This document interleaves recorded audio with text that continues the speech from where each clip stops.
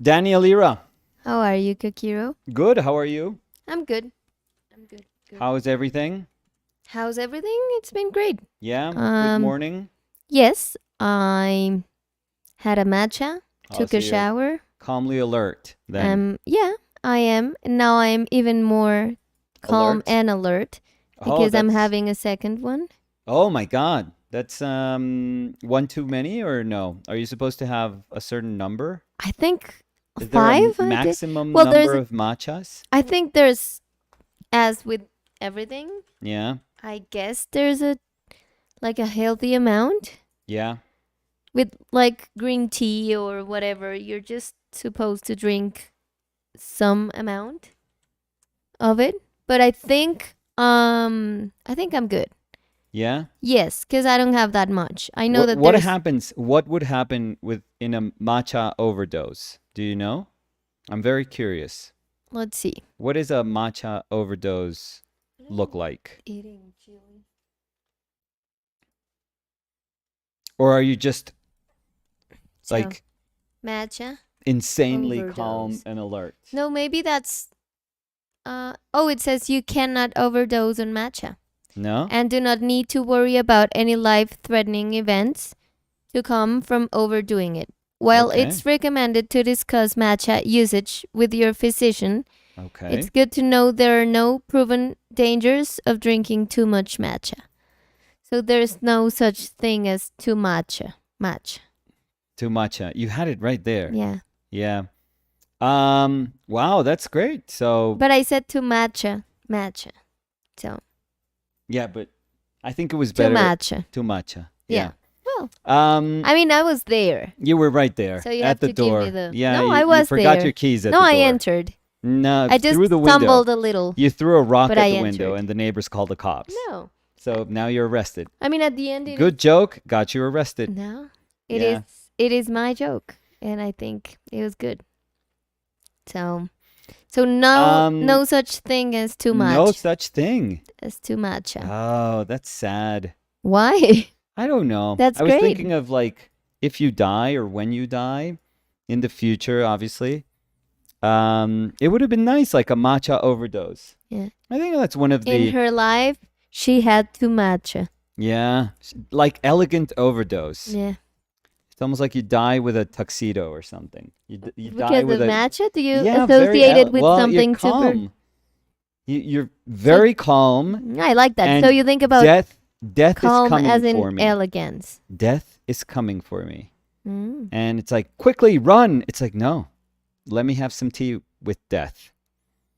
Let me play some chess with death. Yeah. No, it's kind of sad. I thought there would be such a thing. I guess you just pee a lot, ultimately. Oh, green tea. Isn't Well, green it's, tea like diuretic? Diuretic? Yeah, Diuretic? I don't know. Diarrhea? but I'm not let's sure. see. So, what does matcha do? Well, calm alertness. We've already Well, established that. yeah, but what else? Because if you're talking about if it is diuretic, Yeah. it says matcha is loaded with antioxidants and offers numerous of health benefits. No, but I don't want to know the benefits. You already know the benefit. You don't Yeah. need to know I the benefits. experience Exactly. the benefits. You don't need anyone to convince you about the benefits. So it says drinking matcha every day results in a noticeable mood boost, Oh, mood boost. optimized all-day energy, and potential benefits like weight loss, Okay. Health- Potential. heart, health, Okay. and hair health. But What? heart health, Heart health. yeah. But I was joking because I said hair, so it's hair health too. Okay. Her health. Lower- Only her health. So No, it's hair. only good for hers, I guess. Yeah, hair health, Oh, sorry. lower blood pressure, Okay. metabolism balance, and even totes cancer-fighting properties. Oh, wow. You're going to die in like perfectly good health. And happy and calm. Wow. When you die, I'll be sure to say you died in perfectly good health. You should sprinkle a little matcha on me. I should pee also. No, that no. Well, I mean, you Well, could I mean, pee. you're dead.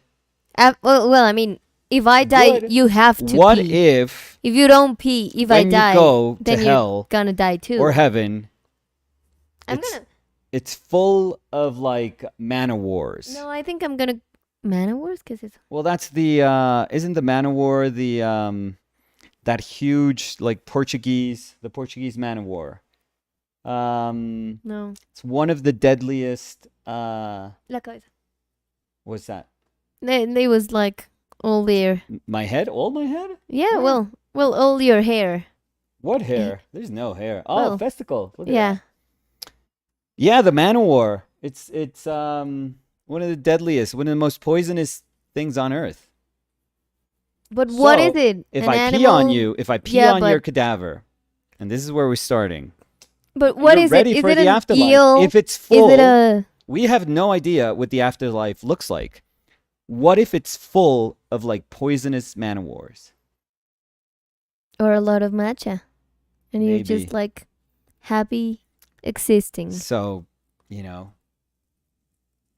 it's preemptive, I would say. By the way, I'm calm Yeah. and alert, but I'm getting Yeah. a little bit worried Okay. Oh, that's because- not calm then. because Why is that? I'm running out of the creamer I use, Oh.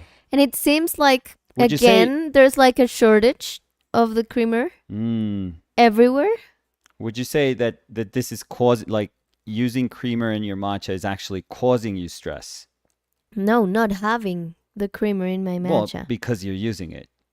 is making me overthink Oh, how I'm gonna wow. enjoy my matcha. Because I don't know why here in Colombia, but So it's counterproductive. it's not that usual to have like Matcha? liquid creamers, which I don't get why. Because they're better. I mean, I bought the powder creamers. and Well, they it's are just- terrible. Well, it's not it's just not customary here. It's Well, not in but our you use tradition. but you use cream in coffee. But people just use the But they use Insta thing. Instacream. That's a creamer. I know, but that's a staple of That's a powder Colombian. creamer, and I bought that, and Yeah. that's not a creamer in my dictionary. I know, but your dictionary is in English.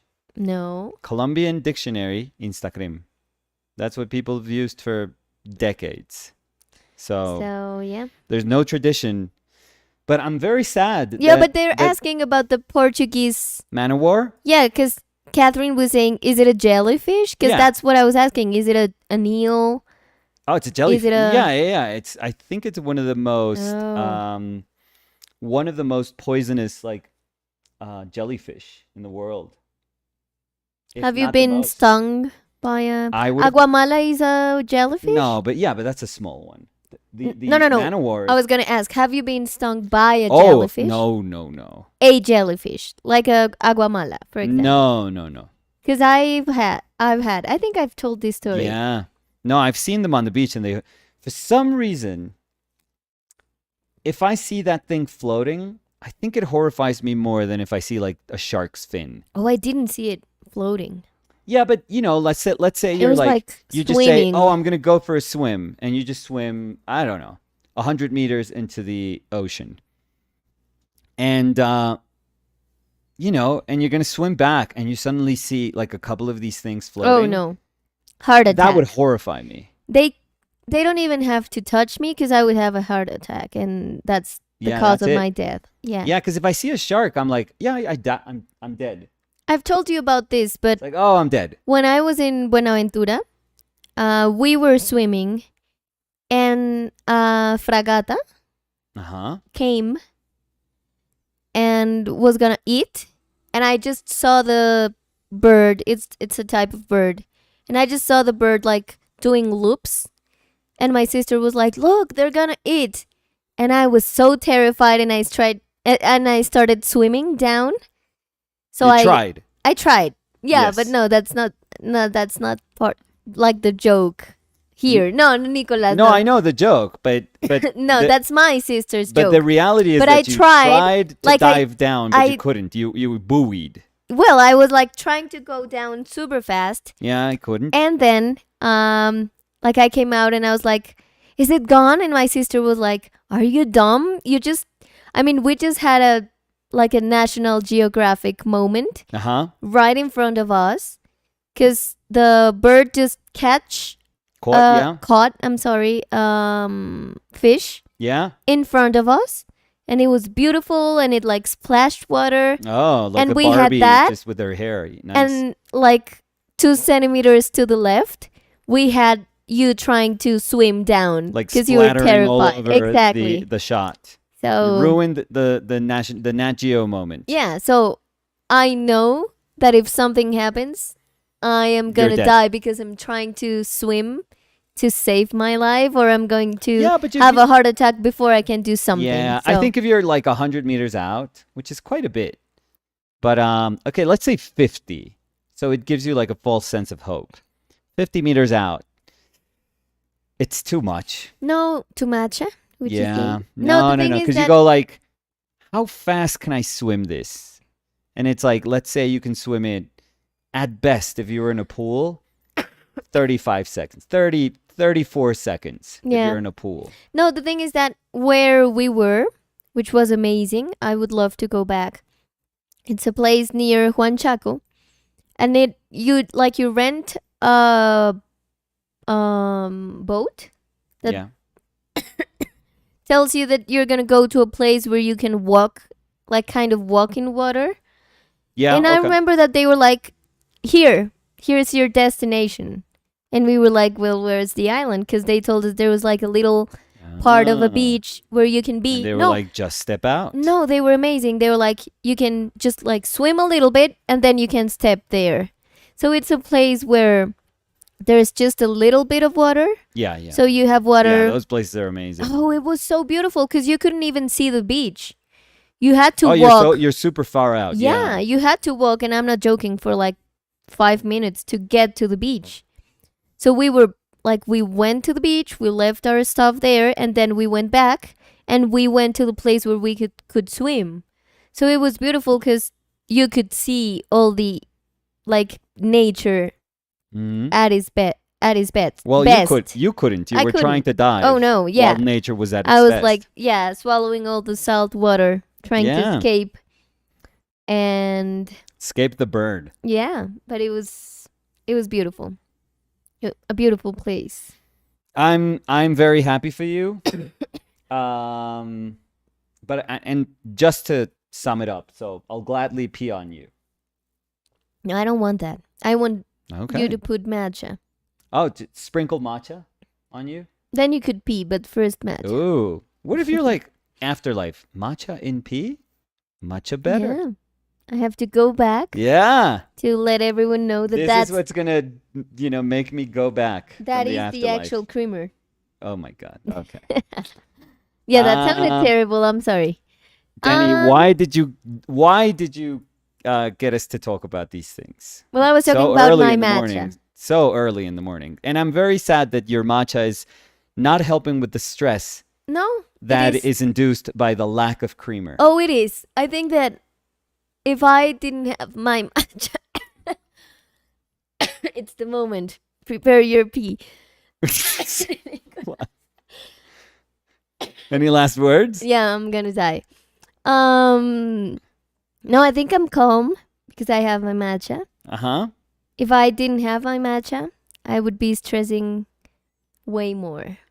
So, Right. So it doesn't matter that you only have creamer because you have your matcha. Yeah. Okay. Yeah. Yes. So So, Vincent yeah. Delanois. Vincent saying- loves these conversations, by the way. Jellyfish. No, I was trying to do the Oh, no.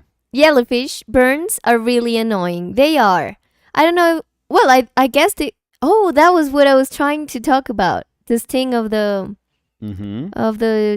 jellyfish, and I ended up jellyfish. Yeah, those It are the was ones that are yelling. very loud. Yeah. Yeah, those Oh, are the this ones that are one- like tired No, of not this one being made heard. made me yell. You know. So it was a jellyfish. You know. It was. Oof. I Woof, woof, would woof. love if people could see your face right now. It's complete disappointment. I think they can feel it. Yeah, but I got stung, and my mom did too. But it was like a light stung, but it was. I mean, it just like passed right where we were, Yeah. and it burned our butts. So, That's how we met. no. That was not how we met. So let's say So, hi. I mean, it's a Friday stream, so Well, it's a peace but stream. for us, it's like, oh, it's a Tuesday stream. Yeah, but come on, it's Friday. It's Friday. Mm, so let's say hi. Hi. Germán Rodríguez dice Ajá. hola, hola. ¿Quién es Germán Rodríguez? Gabriel Discúlpame. García Márquez. Ah, nuestro Gabriel novio. García está manejando hoy. Chili, cuidado. No lamas eso. Está lamiendo el cable del internet. O sea, la conexión del... Se puede ir el internet. No, chiquitita. Mira esto. ¿Qué es esto? ¿Qué es esto? ¡Corre! ¡Cógelo! Squids. Ooh. What? Squids Art Adventure. Okay, so Squid, we're on I mean, topic. yeah. Who's saying, hey, I feel like it's been forever since I actually got to catch a stream. So welcome here, Squid. You came in the perfect stream. Yeah, today we're streaming more than ever. Yeah. You came good. to the... Constant stream. But you didn't get it. You came to the perfect stream. Is it like a squid on that stream of water? Oh no, I said stream because of the P. Oh I no, was I going said for stream P. because it's Squid's Art Oh Adventure. no, I mean And we were talking about the ocean. I know. Well, the squid already made it like the nautical theme, but I said stream because of the stream of P. So we can... I think we're even worse now we that can we have to go explain to the a- jokes. like a half point. No, pee in oh the no, ocean. no, I won't meet you halfway. Ricard was saying hello. Hey Ricard, how are you? Veliko Duric was saying hello Veliko. guys. Hey Veliko, how are you? Rishab Arts was saying hola Master Nicolás and Danny. Good Bueno, to see así- you. Así How no. are you doing both? Muy bien, pero no, sin el máster, sin el Wait, máster. Ese because es- you just assume that people say hola and they know Spanish. Maybe they're just using our way of greeting because then they were Do- speaking in English. Do you want to make a bet? I would say they don't know Spanish. Okay, let's ask. And I'm sorry to assume, but if we're making a bet, Oh, I make assumptions all the time. I don't. I don't like know, them. I know. You're far better than me. Let's make a bet. Let's see. I can celebrate Pizza Day one day late if I win. I think something happened to Chile. I think she's fine. No, she was like walking with a paw in the air. Well, she's classy. No, maybe Yeah. she... Oh no, she's fine now. She's fine. She was just, I don't know, playing dumb. Luandino was saying, estaba diciendo, hola a todos. Qué bueno encontrarlos en vivo. Hola Lu, ¿qué tal? Catherine Peremsky was saying, hi everyone, gorgeous hand. Oh, Danny, I think that's for you. My hand? Yeah. Thank you. It is a hand, indeed. I think it is. Yes. You have a very cool hand. I've told you before. I'm not. I don't have an opinion about my hands. I don't know. You know, I don't They're think very. I don't know. Non-eventful. Like they don't have a bunch of character.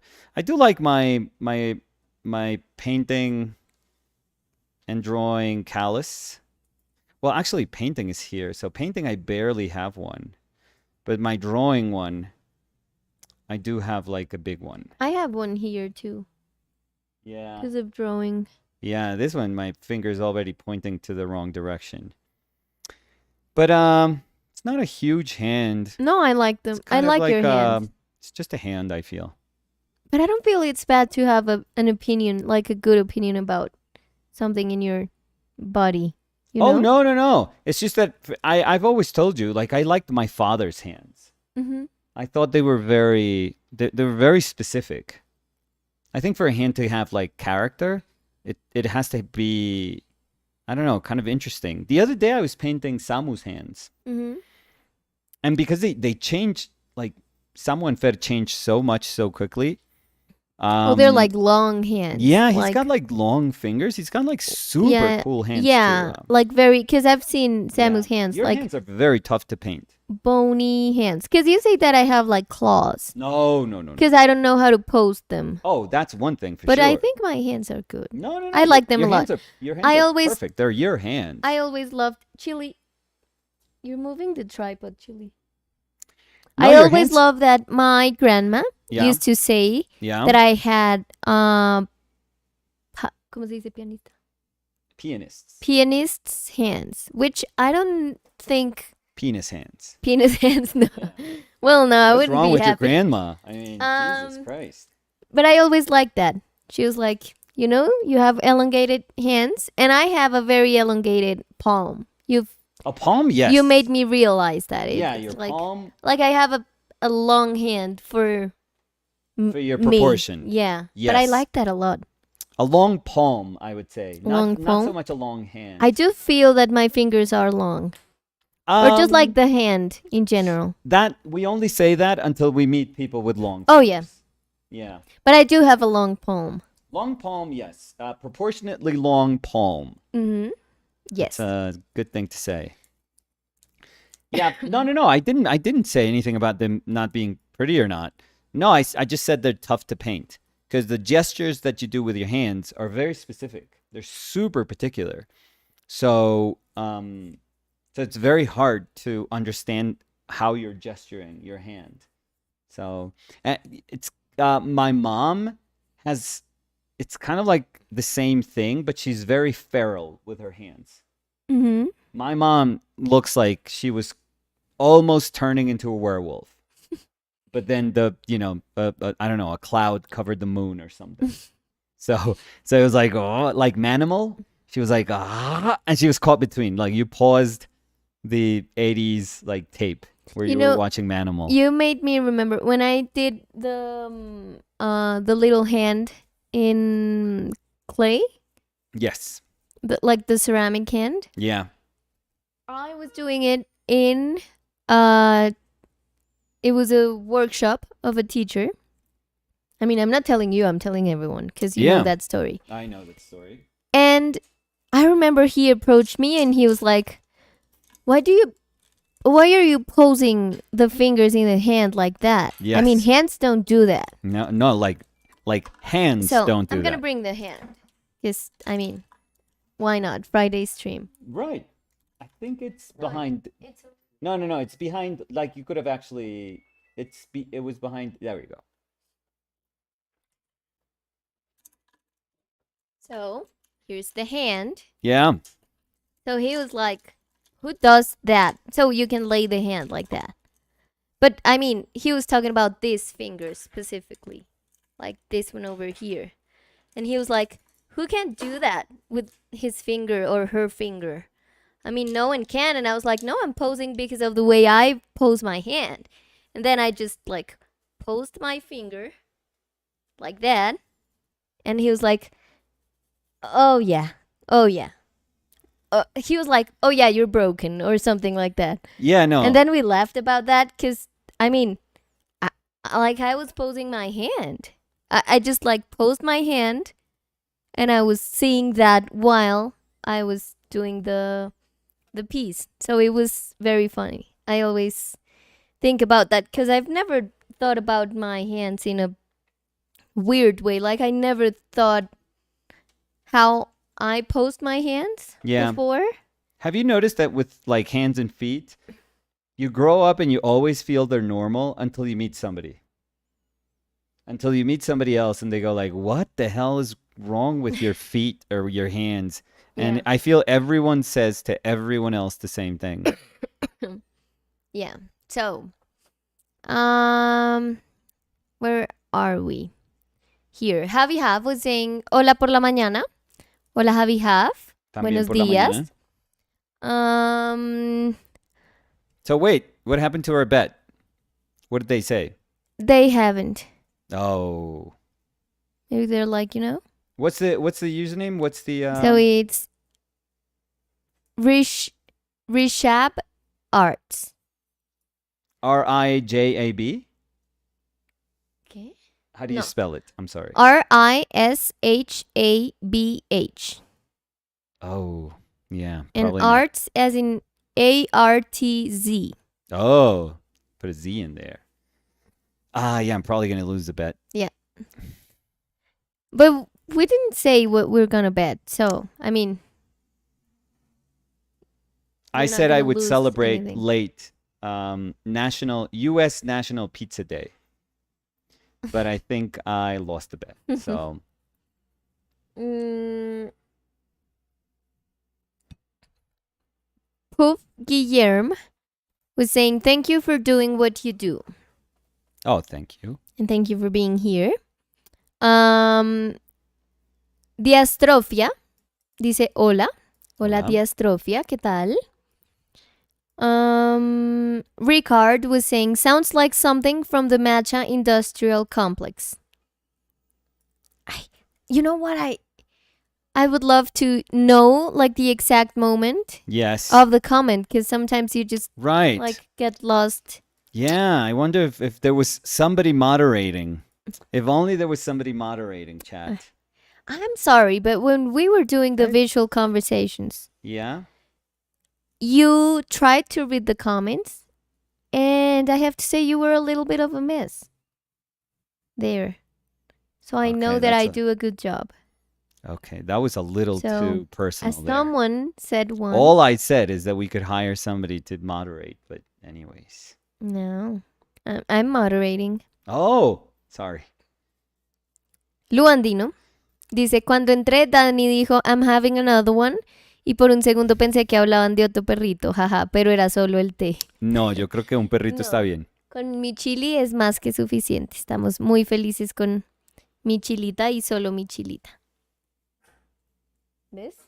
Y Lu está ladrando, ya no quiere compañía de nada, ¿cierto? ¿Compañía de qué? ¿De qué?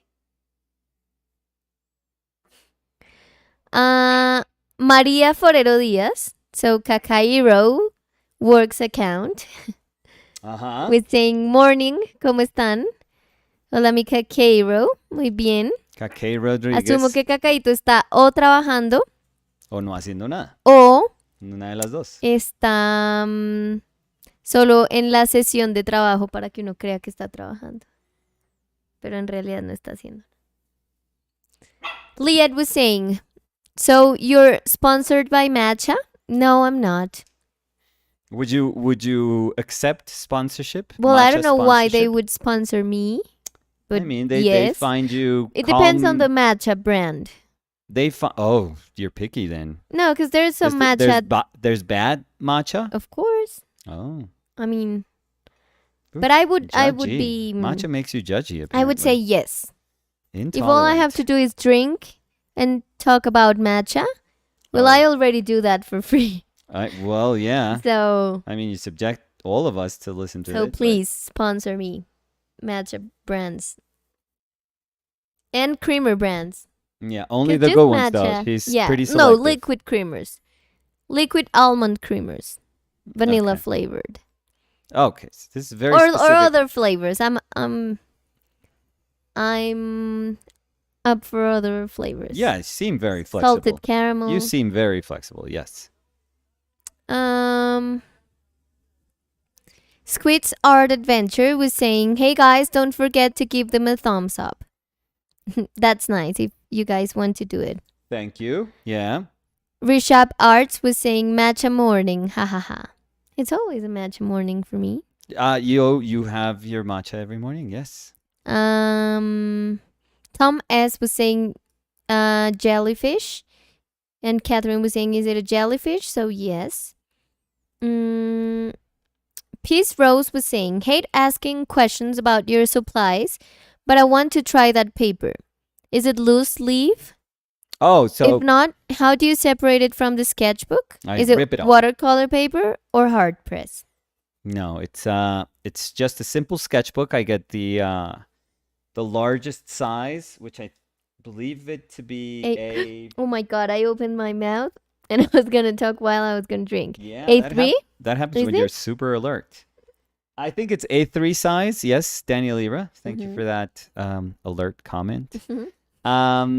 So it's a moleskin artist sketchbook, which is called, if I'm not mistaken, only sketchbook. It has like a little blue you'll see that they're differentiated by color. And so the label actually has like a little blue stripe. So that's the one you want. I mean, you could buy any one you want, but the one that I use has that little blue stripe, which means that the paper's a little bit thicker. It's not like hot pressed paper. Not quite. I would say it's good multimedia paper, not a great multimedia paper. Fairly absorbent. It's not as absorbent as something that's like 100% cotton, let's say, but fairly absorbent, I would say. So it's very tough to do, for example, a watercolor in it, but you could do gouache on it for sure. Watercolor, very difficult because it just sucks in super quickly. Um, and I just buy the big sketchbooks and then I rip the pages. So no mystery there. You just rip the pages off the spine, and you're good. You're good to go. This is half of the A3 size, so this is cut to half actually. Beast Art was saying fragata portuguesa in Spanish. Fragata. Catherine Peremsky was saying, I used to get stung by jellyfish all the time as a kid Oh my in god. Maryland, Atlantic Ocean. I feel like I don't see as many of them now, but it could be that it just seemed like there were a lot. I don't know if I see a lot when I go to the sea. I think they're seasonal. Mm-hmm. I think they're seasonal, so it's not as if every single time you go to the beach you're going to see them. But you have a higher chance depending on the months. I think when I was a kid, when I was going to Florida a lot, there seemed to be jellyfish all the time. But there are moments where there's a lot of them and they won't let you in the sea. They would put signs and say, no, The no, no, we're lifeguard? having like, yeah. They would put signs and said like, no, no, we're having too many of them today, so or this week, so you can't go in. Yeah, very strange. Does anyone remember if there's anyone from the U.S. But right now we have people from a lot of people from Europe, from across the Atlantic. But maybe this happens across the Atlantic too in some beaches. But have you guys ever had to deal with like tar balls, like tar, you know, on the beach? Because I remember specifically one summer in Florida where we had wipes which smelled like petroleum. So I'm pretty sure they were just like petroleum distillate. Yeah, I think we were talking Yeah. about this some time ago. And I would have to wipe off the tar from our feet or our hands that would get like, Terrible. yeah, it would just get, you would just go swimming and then suddenly you came out and you were like covered in tar. Hmm. Um, and I remember we would go to the beach and like, I guess, I don't know who was giving this out, maybe at the hotel or maybe like the lifeguards or something. They would give us these little packs, almost like when you go into an airplane and they give you like the little pack so you just wipe your hands. Mm-hmm. Um, yeah, it was this thing, and it's like, yeah, just take off the tar with this petroleum thing. Terrible. I know, and it was so normal. It was so strange that it was so normal. But I don't know. I don't know if other parts of the world had to deal with that. I just have that memory so, I don't know, ingrained in my brain because I was like, how is this normal? When I was a kid, I was like, what do you mean we're going into the ocean and like all this tar is just sticking into her, like onto her bodies? Like such a strange thing to like, I don't know, to normalize, I felt. Mm, Beast Art was saying they are kind of dangerous but not deadly. They can cause cramping, but if you fall in a bunch of, then you can get anaphylactic shock. Okay, let's not hope that happens Yeah. anytime soon. MA dice hola Aniniqui Chili and everyone. Esa mano se ve increíble y unas caritas con corazones. Vamos a ver si la logramos resolver. Pedro Vicente dice buenos días. Buenos Buenos días, días, Pedro Pedro Vicente. Vicente. The X Collective was sending some laughing emojis. I think I saw this while we were talking about P? P. Yeah. Okay, there we go. Yeah. P-related comment. That's good. That's a good start. Samuel Ellie was saying, geez, man, hands are some of my favorite things in drawings and paintings. So amazed at your drawings, Nicolas. Oh, thank you. Very kind. Saint Gales was saying, estaba diciendo, si Chillida fuese pintor, Chillida ¿cómo fuese creéis que pintor. pintaría sus famosas manos? Si Chillida... Pero había pintor, no Chillida, el hijo de Chillida era pintor también, era pintor, ¿no? ¿Cómo se llama el hijo de Chillida? ¿Eduardo Chillida? Eduardo Chillida, escultor. Pero ese es Chillida, pero ¿y el hijo? Espérate. ¿Él no tenía un hijo? Em, ¿Artista? Estoy súper como inventándome eso. dice Ignacio Chillida. Ignacio Chillida. Grabador Y escultor también. y obra gráfica. Escultor. No. ¿No?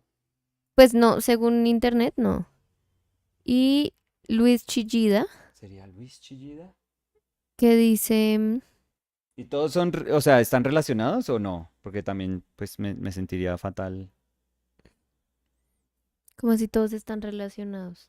O sea, ¿familiares? Pues te estoy leyendo de los hijos. Ah, pero sí sabemos. Estos son todos los hijos de 100%. Eduardo Ah, bueno. Chillida. Sí, sí, sí.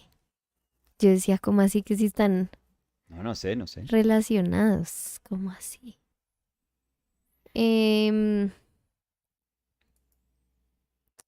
A ver. Ay, hijo de madre.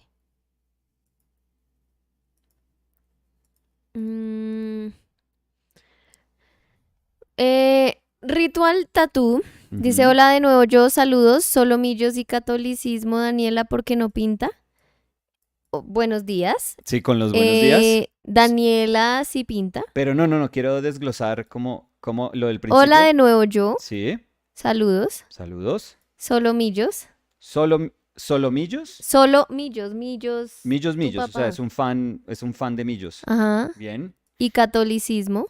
Bueno. Bueno, sí, respetamos las creencias de Sí, cualquiera. yo soy... Daniela, ¿por qué no pinta? Yo- muchas cosas, ¿no? Entonces, primero, buenos días. Segundo, solomillos y catolicismo. Bueno, yo creo que eso es un buen fan entonces. de las dos cosas. Permisivo, ¿no? Debería ser como respetuoso de los hinchas de Santa Fe.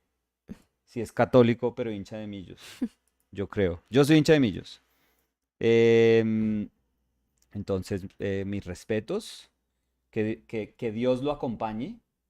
Que Dios acompañe a millonarios. Y a sus hinchas católicos. ¿Y por qué Daniela no pinta? Un poco fuerte el comentario, ¿no?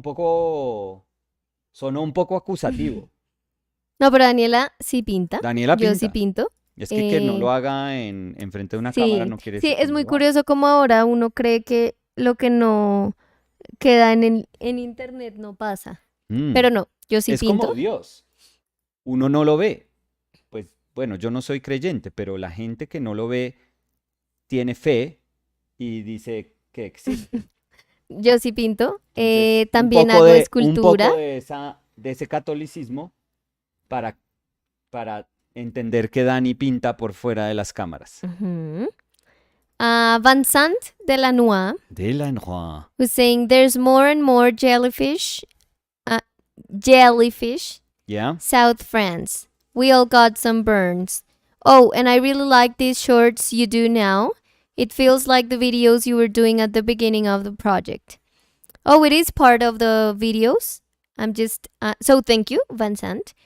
I am taking part of the edited videos and making them, or part of the live streams too, Yeah? and making them into shorts. And I'm Yeah. happy that you guys are enjoying it.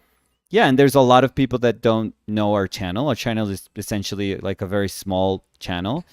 So that way we have a lot of content that can bring people to get to know what we do. So it's been it's been very, very effective, and it's it's great how Danny has been able to edit them into like bite-size little reels Yeah, or which by the shorts. way, sometimes it's a little bit complicated because Yeah, you don't think about how condensed it is at the end to have just 60 seconds yeah, for maybe an idea that can be discussed in 15 minutes right, or 10 minutes or 5 minutes or 2 minutes, right. and trying to cut the idea without like having it being like inconclusive, or I don't know, but it's cool. I mean, I always enjoy revisiting the videos we did,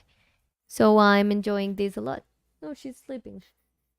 No, it's just Oh, they're smelling. It's probably cooking. outside. Yeah, No, yeah, when I was coming back from the park, yeah. they are doing like something with a lot of onion Okay, no, no, no. and Yeah, something's burning. Ah, sí. Yeah, yeah, yeah. No, espera. No, not here. It's probably Me está outside. oliendo fuerte. I know, I know. It's smelling how it smells when I cook eggs. I think it's outside, Danny.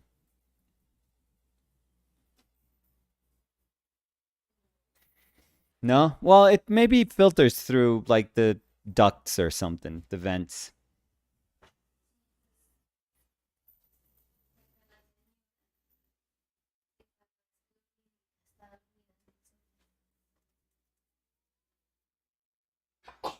Bless you. Dime. Señora. Emily Moore Mm-hmm. was saying, Hola, so stoked to see you live this morning.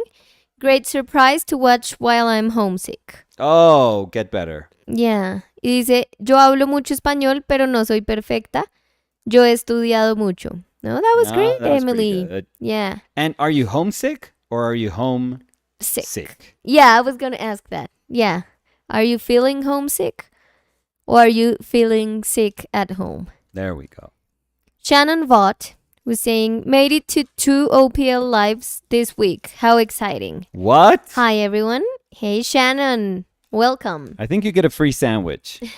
I hope next week it's 3. I hope Wink, we do wink. 3. I next hope week. we do 3, yeah.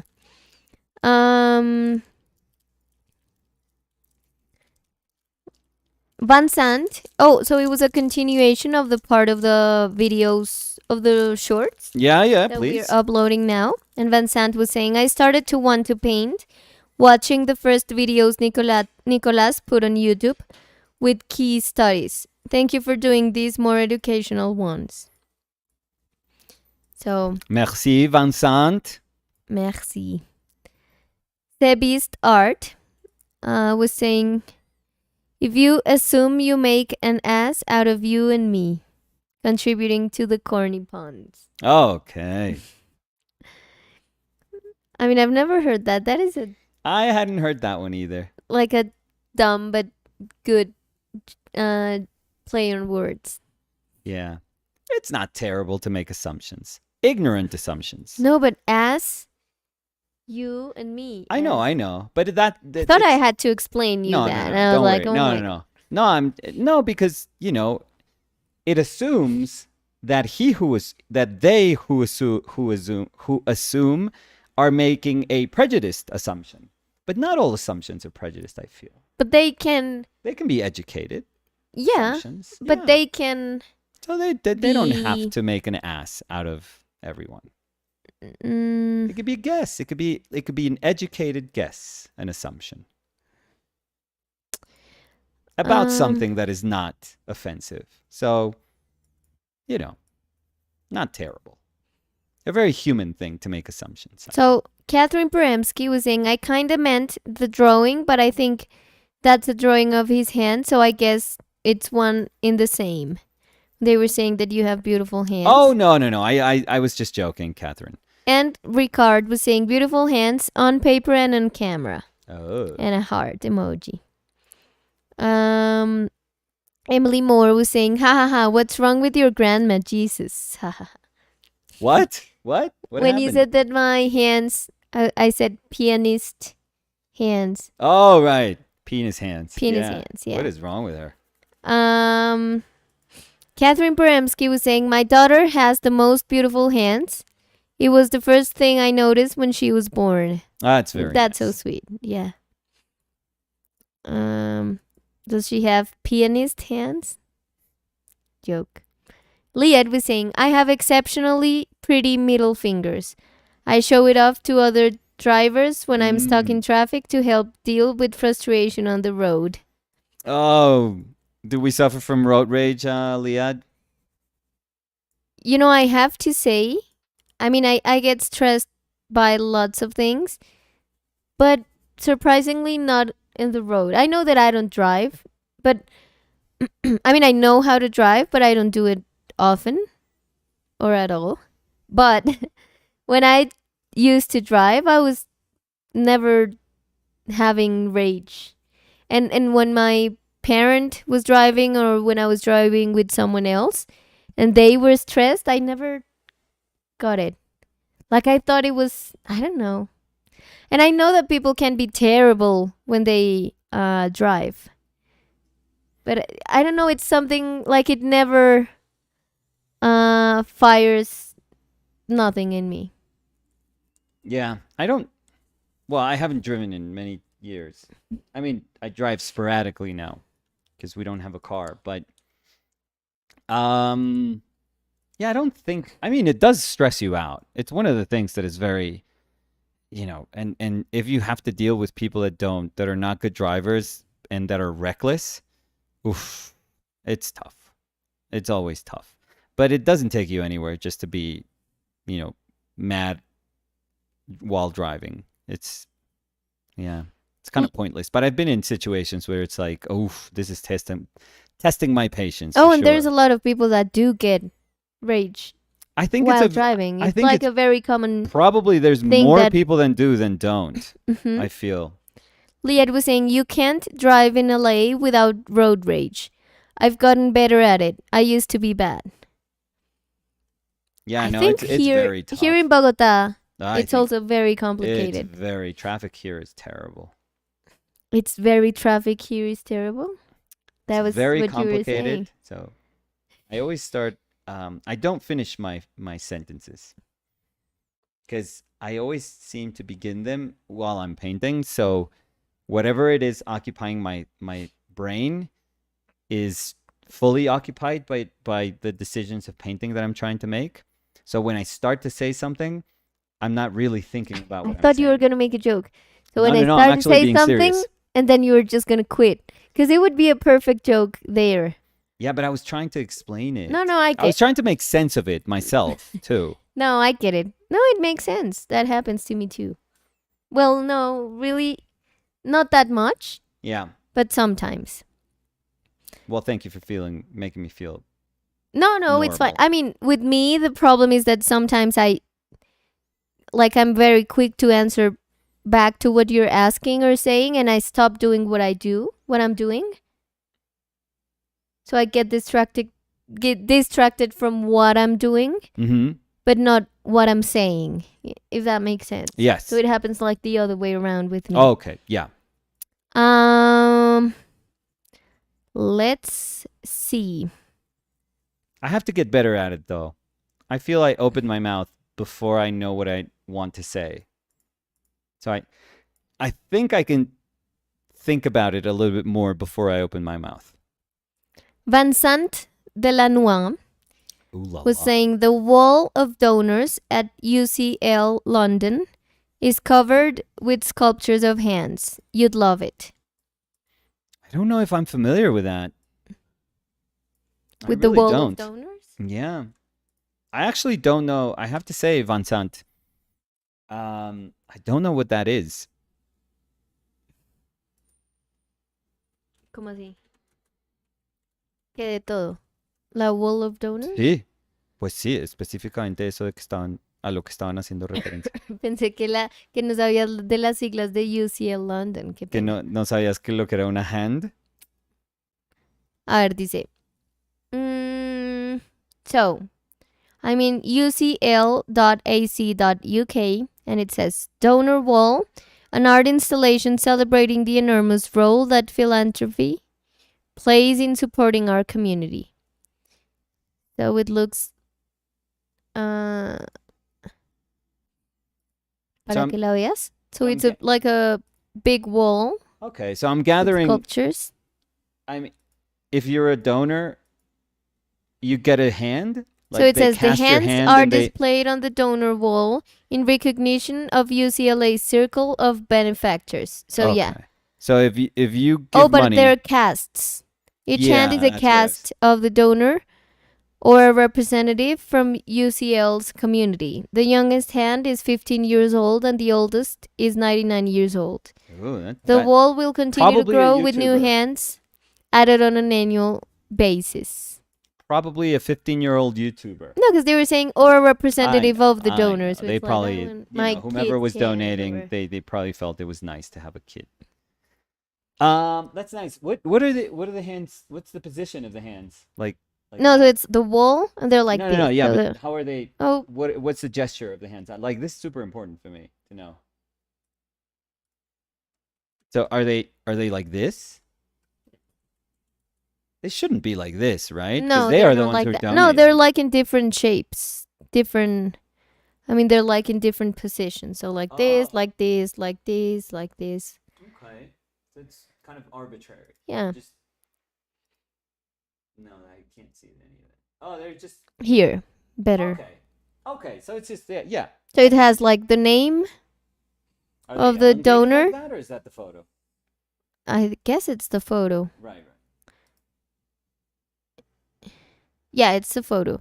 Because Okay, it's a but that's kind cast of nice. I mean, it's too. nice. So I think it's a nice thing for, people that donate. If they're donating it, hopefully for the right reasons. It's a nice recognition. I feel nice way to recognize their solidarity. so So Sofía Centurión was saying, Sophia. Olis chicos, súper temprano hoy, ya me tengo que ir a trabajar. Ahora que trabajo dando clase no puedo escucharlos de fondo como en la oficina, jaja. No, tranquila, Hola, Sofía. Sofi. Antes, qué bueno que tenga su trabajo constante. Que le Shardul, rinda al cachofi. Shardul Deshpande was Uh-huh. saying, Rishabh, a name from India. Yeah, but Rishabh never told us if they know Spanish or not. Well, they probably didn't want me to lose the bet, so let's leave it at that. Veliko Duric was saying, I'm doing fine. I'm starting some treatment for dandruff. How are you guys? And where is Chile also? Started to learn hard surface modeling. Oh, that's cool. I love those things. I love everything about that. Hey guys, I'm just starting a treatment for dandruff, and I'm And? learning some. What was it? Hard surface modeling. Perfect. I love it. Something about everyday life, and then something about work. You And know, then I how are feel you guys? I feel I am like that a lot when I answer. I feel that sometimes people ask like how are you or what are you doing Yeah, in a good rhetorical morning. way. Yeah. Oh, And I'm like, my pee came out too orange. How are you? yeah, but I'd like the eggs you for know, breakfast. you know me, and sometimes I like, for example, with you, I always share everything. So sometimes I'm telling you something and you're like, why are you? Yeah, I mean, I'm fine. I'm fine with excess information. I think I'm fine. I could deal with excess information. No, yeah, but that has happened to me. That someone's like, hey, what are you doing? And I'm like, well, actually, right now, I am picking up Chili's poo. She ate something at home and I just see them leave. Yeah. And I'm like, okay, yeah. Goodbye. Where are to you too. going? I want to tell you more about Chili's poo. Where are you, friend? Ex-friend. No, well, never friend. J. César dice, hola Nicolás, te encontré hace poco y ahora veo tus videos en la noche. Muy amable. En la mañana pinto mientras escucho tus live. Se agradecen tus live. Compartir conocimiento es una tarea muy noble. Gracias. Qué amable, no, muchas gracias. Y pues bienvenido. Claro, siempre. Qué chévere tener gente también nueva. Carlos Loja dice, hola Dani y Nico, feliz de verlos otra vez. Admiro mucho su trabajo. Muy amable. Muchísimas Carlos. gracias, Carlos. Bienvenido de vuelta. Samuel Ellie was saying matcha is actually really good in oatmeal. LOL. Oh, I'm sure it is. It is great with everything. So Don't ask her to change her creamer, no, which is but pretty much like ice cream. no, because you could do matcha with the oatmeal just for the flavor. But I need my You need your ice my cream. creamer. Yeah. My ice cream. I mean, it's a sweet ass thing. No, because it's a lot of water in the matcha and a splash of creamer. Okay, the splash of ice cream. No, you've seen that. It's a splash. I mean, No, splurge. Splurge. Peace Rose was saying, thank you for answering my paper question. I don't want to buy the wrong one. Oh, don't worry. Don't worry. Cody Winicky was saying, hello, everyone. Kill, So Chili, Chili's kill. saying hello. So Cody was saying, hello, everyone. Can't stick around, but I hope you all have a great day. You too. So have a good day, Cody. And hope you So classy, Cody. finished all the things you had to do while cleaning your house. I hope. I'm sure that bathrooms are a little bit better. Not great, but better. Emilio Sorni dice, buenos días, Dani, Nicolás. Sorni. Por fin cacho un live a esta hora. Es mi break de desayuno en mi trabajo. ¿Qué desayunaron? Yo avena, dice Emilio. ¿Tú qué desayunaste hoy, Nicolás? Yo desayuné granola en leche de Almendras. almendras. ¿Y té? Mm, ¿O no has tomado té? no sé. Pues el pocillo estaba en el... O sea, estaba secándose, entonces no sé si No, entonces lo no. lava... Ah, bueno. Yo desayuné matcha, un matcha. Y ahorita me tomé otro matcha. Yo casi no desayuno. Samuel Ellie was saying, what part of Florida did you visit with that tar issue? So I it's think there are probably- a lot of oil rigs in the Gulf. Yeah, it was probably around Kissimmee or Pompano, or where did we go? West Palm Beach, maybe. I mean, we were in the beaches from Miami to Orlando, so all through that coast, I would say. Saint Gales was saying, busquen Manos Eduardo Chillida.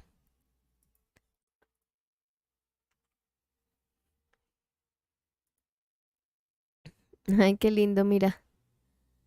Sí, son divinos los como dibujos, son Ujú. espectaculares. Son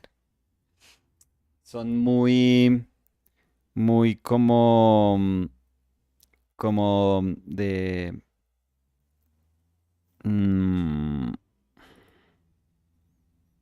Ben Sean y ahí así, o de Rico Lebrun mira, y así. o Hay sí, esculturas. una manota. Está divina. A ver. Mau Razo dice, buenos días, Dani y Nicolás. ¿Cómo va todo el día de hoy? Muy Hasta bien. ahora va todo va muy muy bien, bien. afortunadamente. Todo va muy bien. Está haciendo solecito. Últimamente en Bogotá está haciendo mucho sol. Sí, Eh, pero ayer justamente estaba feo por la tarde. Sí, frío en las noches. Ayer estaba haciendo frío. ¿También sí? Sí, acuérdate que yo No, es que te dije que te- me tenía... sí. No, que acuérdate que hablamos que me tenía que ir abrigada No, sí, porque estaba haciendo frío. pero No se sintió tan terrible como algunos días, pero sí estaba haciendo Ya. fríito en las noches. Y friito fríito, no frío, sino fríito. y no frito. Y no frito, sino frito. Un frío pequeño. Y en los días está haciendo sol. Sí. Entonces, ¿tú por ahí alcanzas a ver a Chili? Creo No, que se acostó en la camita. No, me queda No. complejo Ah, ok. voltear la cabeza. No, hacia allá. O sea, que si la alcanzabas a ver ahí. Ahí está. Ah, En listo. su cama Sí. Uy, se apropió de la cama anaranjada. Sí, Yo pensé que ay, la cama divino. anaranjada iba a ser Su inútil. estación de juego y no de... Ayer durmió ahí también. Sí, la Ay, cogió. Sí, Bueno, divino. poco a poco está Ay, ahora creciendo. se levantó. Está creciendo. Margo Delgado dice buenas. Hola Margo, ¿qué Amargo. tal? ¿Qué Amargo. tal está Margo? Chocolate amargo. Emilio Sorni dice, ayer en la Sorni, noche andaba viendo los antiguos videos de OPL tan y amable. órale, qué buenos edits hace Dani, le dan mucha personalidad al video. Ay, Emilio, gracias. Gracias Es, por reconocer es mi la mejor, trabajo. sí. Sí. Nos, MA, nos encantaba hacer ese tipo de cosas. sí. Pues bueno, o sea, Uy, a mí editar los la videos pintada y me... el comentario de mi parte, pero la editada de parte del trabajo Sí, a mí de editar Dani. tiene un Pero es espacio que en mi corazón. es mucho trabajo. O Sí, sea, pero he disfrutado volver a hacer ediciones de los shorts, sí, porque igual tengo que como hacer los cortes de los timelapse. sí, Y me toca como distinto porque es buscar y cómo ajustar los audios, sí. pero a mí me encantaba editar. O sea, me encanta editar. Me di cuenta que es algo que disfruto mucho, es muy chévere. Sí, Dani hubiera podido ser una editora de esa gente que le edita las cosas a los youtubers. Dani hubiera sido fantástica. O sea, nosotros en esencia somos youtubers y Dani está editando, Sí, pero me refiero a la gente, sí, a mí me gusta o mucho sea, la gente editar. que tiene que hacer eso todos los días y tiene que encontrar cómo gozárselo. Mm, Dani 100% se sí, encontraría formas de cómo gozárselo sí, Nicolás a siempre. veces era como, yo sé que va a quedar increíble, pero llevas 8 horas haciendo frame by frame de una animacioncita Sí, miniatura que sí, va a durar 15 segundos. sí. No, ni No, siquiera. sí, que va a durar 3 segundos y yo era, sí, Sí, pero todavía no está perfecta. No, a mí eso me gustaba mucho. Muchas gracias, Emilio. MA dice, una pregunta. sí, sí, MA. ¿Qué fue todo lo que dijiste? No sé, iba a Sí, decir sí, sí, señora, sí, sí. porque no sé, no sé, MA, pensaste, señora, madame. señora, Una pregunta. sí, señora. ¿Conocen el libro The Practice of Oil Painting and Drawing by Solomon J. Solomon? Sí, ¿Impresiones? Sí, creo que tú incluso sí, es de los libros bonitos que hay. O sea, ya es, lo has recomendado acá. sí, un pintorzazo, monstruo, monstruo pintor.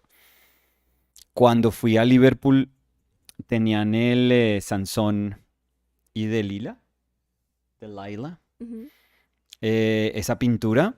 Me dio rabia porque, bueno, me dio felicidad porque no sabía que esa pintura estaba en el Museo de Liverpool. Entonces apenas la vi, como que me morí de la alegría porque esa pintura tiene una... La espalda de esa pintura es una locura y la pose de Sansón también es una barbaridad. Pero está encima de las escaleras, o sea, uno va subiendo las escaleras grandes del museo y está encima de las escaleras y eso quiere decir que uno tiene que girar y hay como un pequeño, pues, balcón en ese piso ahí que deja que uno vea el espacio de las escaleras. Ese espacio debe tener algún nombre en arquitectura, estoy seguro. ¿Cuál espacio de Pues las la pared que escaleras? es de las escaleras y que, digamos, si tú después das la vuelta, pues está el hueco de las escaleras, pero tú estás viendo esa pared que hay pues enfrente de las escaleras. No te Entonces, entendí nada. no, yo sé, pero bueno. Las escaleras que tienen una pared, N- que si tú estás viendo el hueco de las escaleras, O ¿ves la sea, pared? uno sube por unas escaleras, tuc, tuc, tuc, tuc, tuc, y uno Sí. normalmente gira hasta llegar al piso. Pero entonces el piso siempre tiene como unas barandas o sea, lo que sea para que tú no te vayas por el hueco de las escaleras. Y entonces siempre hay un espacio entre el piso y la pared, que es la pared que da contra las escaleras.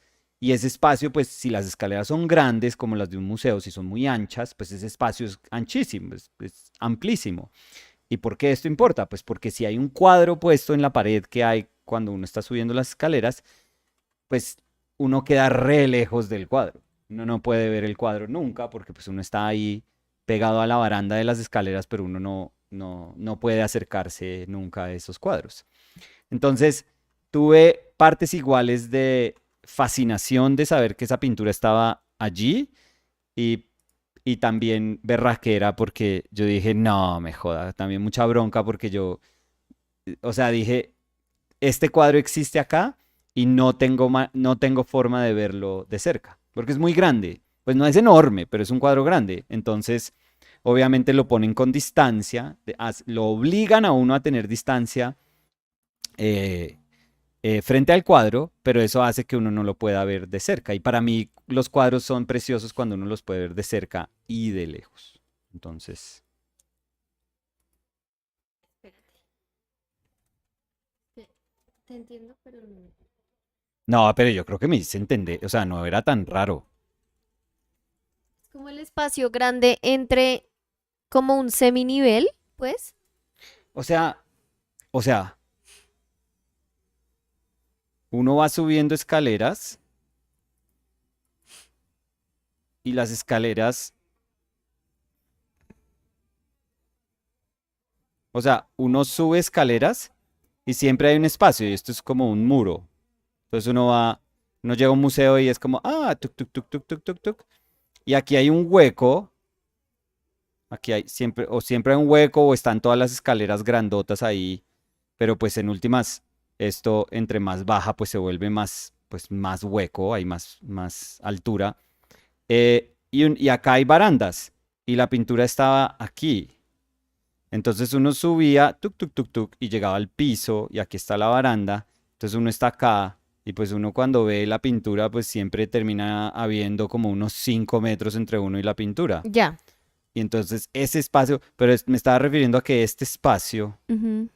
arquitectónicamente de pronto se llama algo, yo no sé, Ya. No, no, como no, que es el que por hueco de la un escalera. segundito pensé que te estabas refiriendo como al mezanín de las escaleras, que es como ese espaciecito Sí, grande no, entre más escalones, no, pero no no. es un mezanín, no, no, no, no, es simplemente que uno aquí desde la baranda pues no puede ver esta pintura sino con la distancia que hay del Sí, ancho claro. de las escaleras.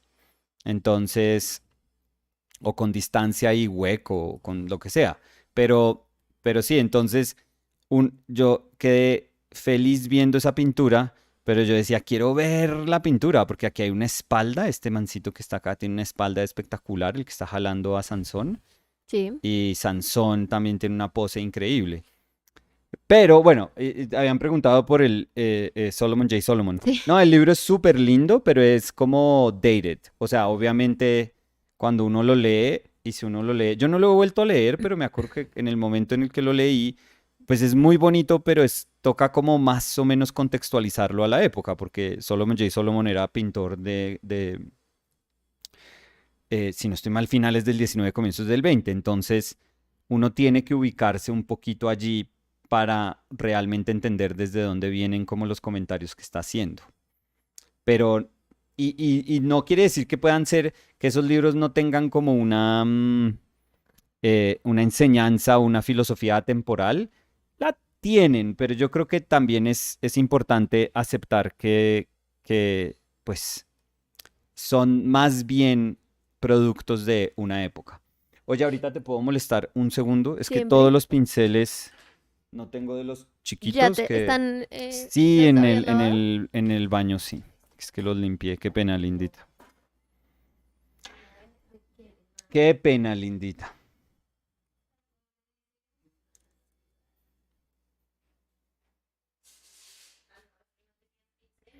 No, no, no, sí tengo, pero es que había usado, sí, había usado muchísimos anoche. Ayer y anoche. Sí, gracias, lindita, gracias. Muy amable, lindisha.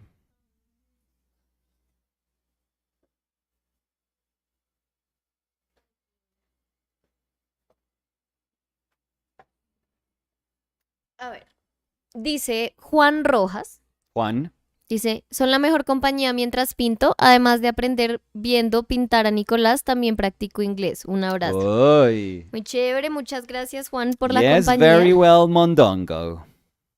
Ujú, qué buen inglés. Thank you. Squid's Art Adventure was Yeah? saying, I noticed you don't use any medium when No. using oils like linseed oil or liquid. I don't know if you ever explained that on a stream or not.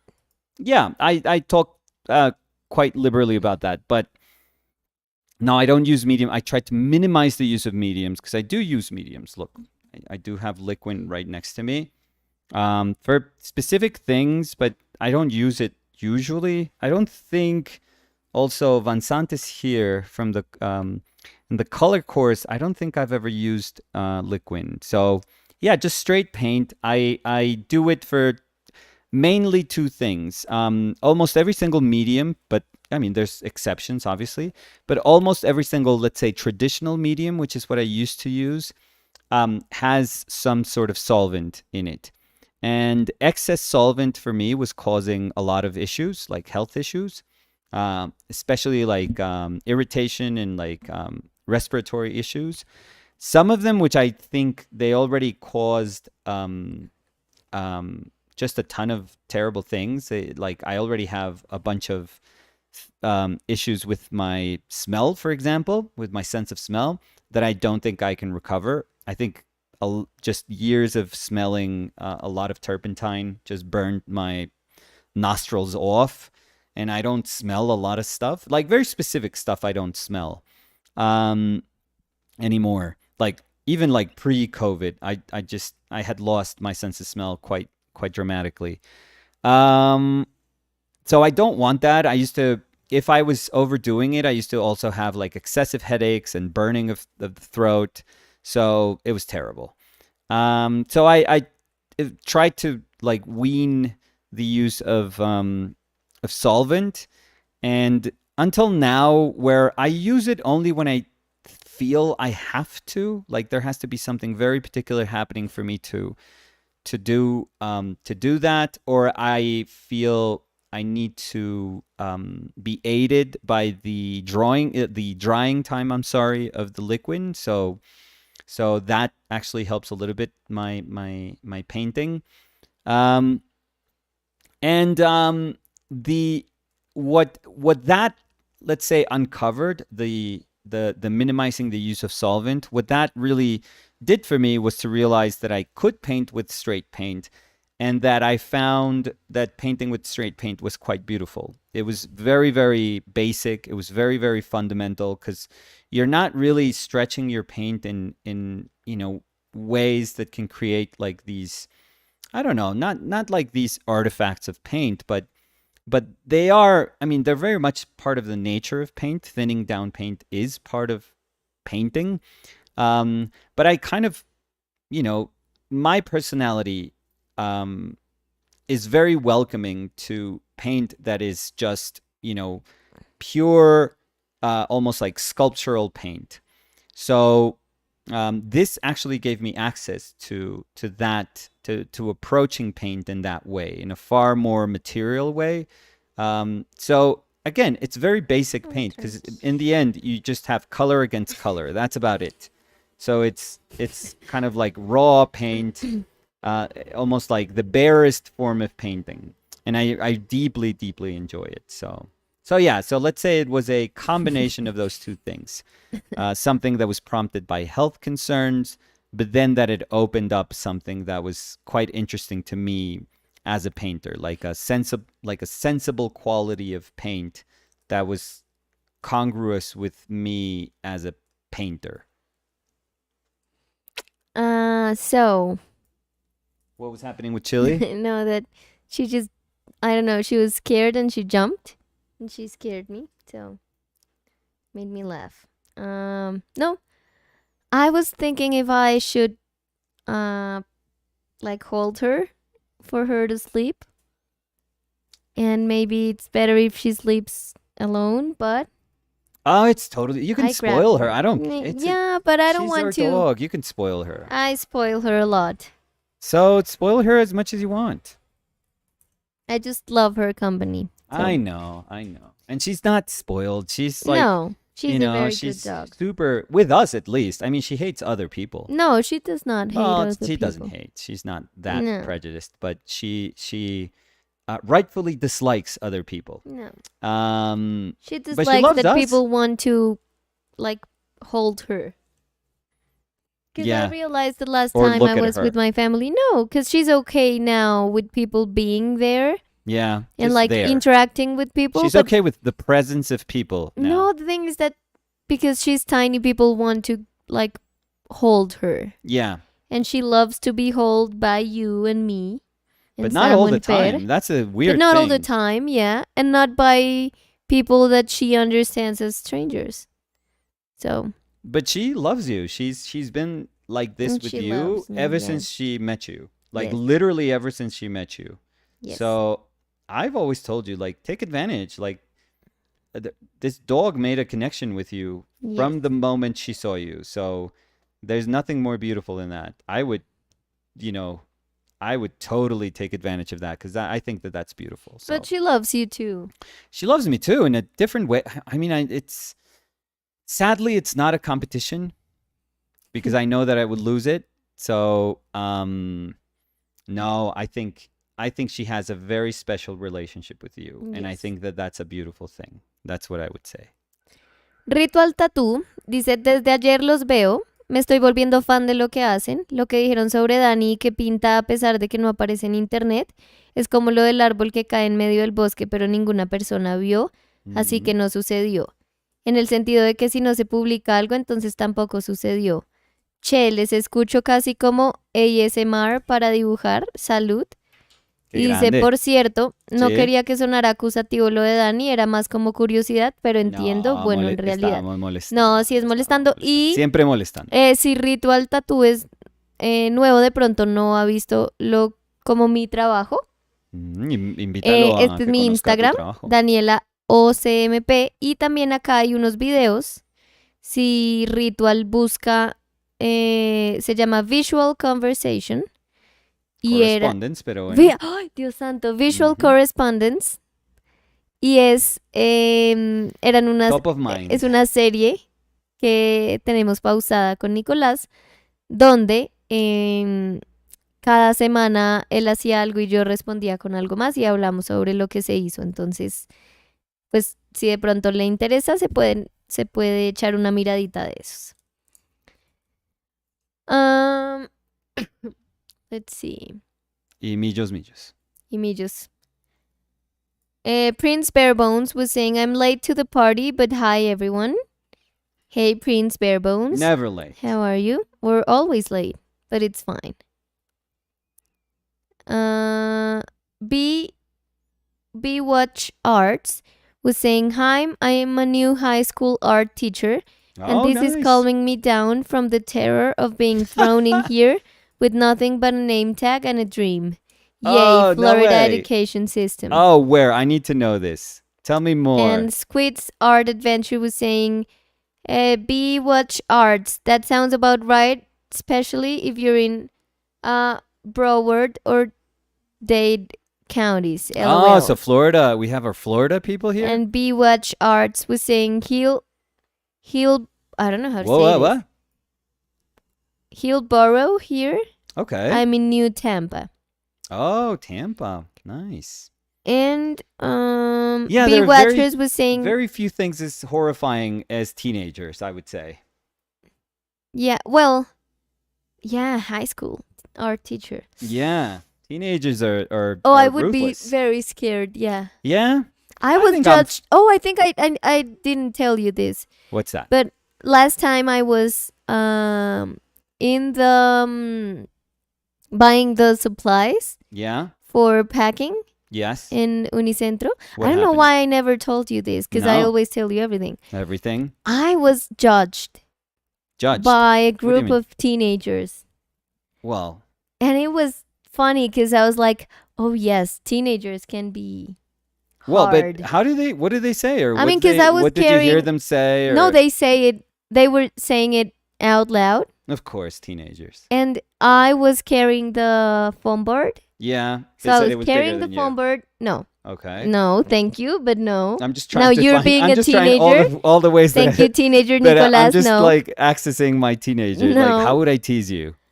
And so I was carrying that, and then I was looking for, I don't know why I was looking for like something in the paint section. Yeah. And then my sister was calling. Oh, And were so- you loud? No. So I was like having the foam board in one arm. Okay. Struggling to Struggling, do all that yeah. stuff. So then I was like trying to get the phone out. And then I was trying to pick up the phone, and then I put the phone here. okay. So I was like trying to get the So other just one. just a lot of multitasking Yeah. going on. Okay. And But that's like yeah, and that's then I just life, like, I feel. yeah, and then I was like just like this and just like trying to adjust the foam board. Yeah, you were a And mess. I was like Why didn't you saying put the hi foam to board my down? sister, and I was saying hi to my sister.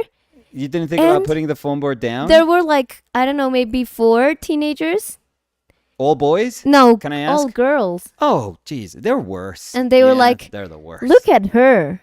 Why is she struggling that much? She has 2 hands. And the Oh other one my was like, God. and there's floor. She can put things on the floor. Well, I would. But they were I like just said doing that and like talking. We were like 2 steps away. Oh, And they were Jesus just like Christ. moving their heads like, what's wrong with her? yeah. And they were laughing and I was like, what? Why bitches. do you care? I mean, I'm good. Yeah. I'm struggling, but I'm good. Thank you. Goodbye. But yeah, it was Yeah, funny. girls. And I was like Pretty this. much summed up I was girls. like, I should ask them to help me out. oh, Like, no, you they'd know make what? even Yes, more I fun. am They would think struggling. you're Come pathetic. here. You grab this. You grab this. It's like, And what? shut up. So, yeah. Nice. Yeah, but it was funny.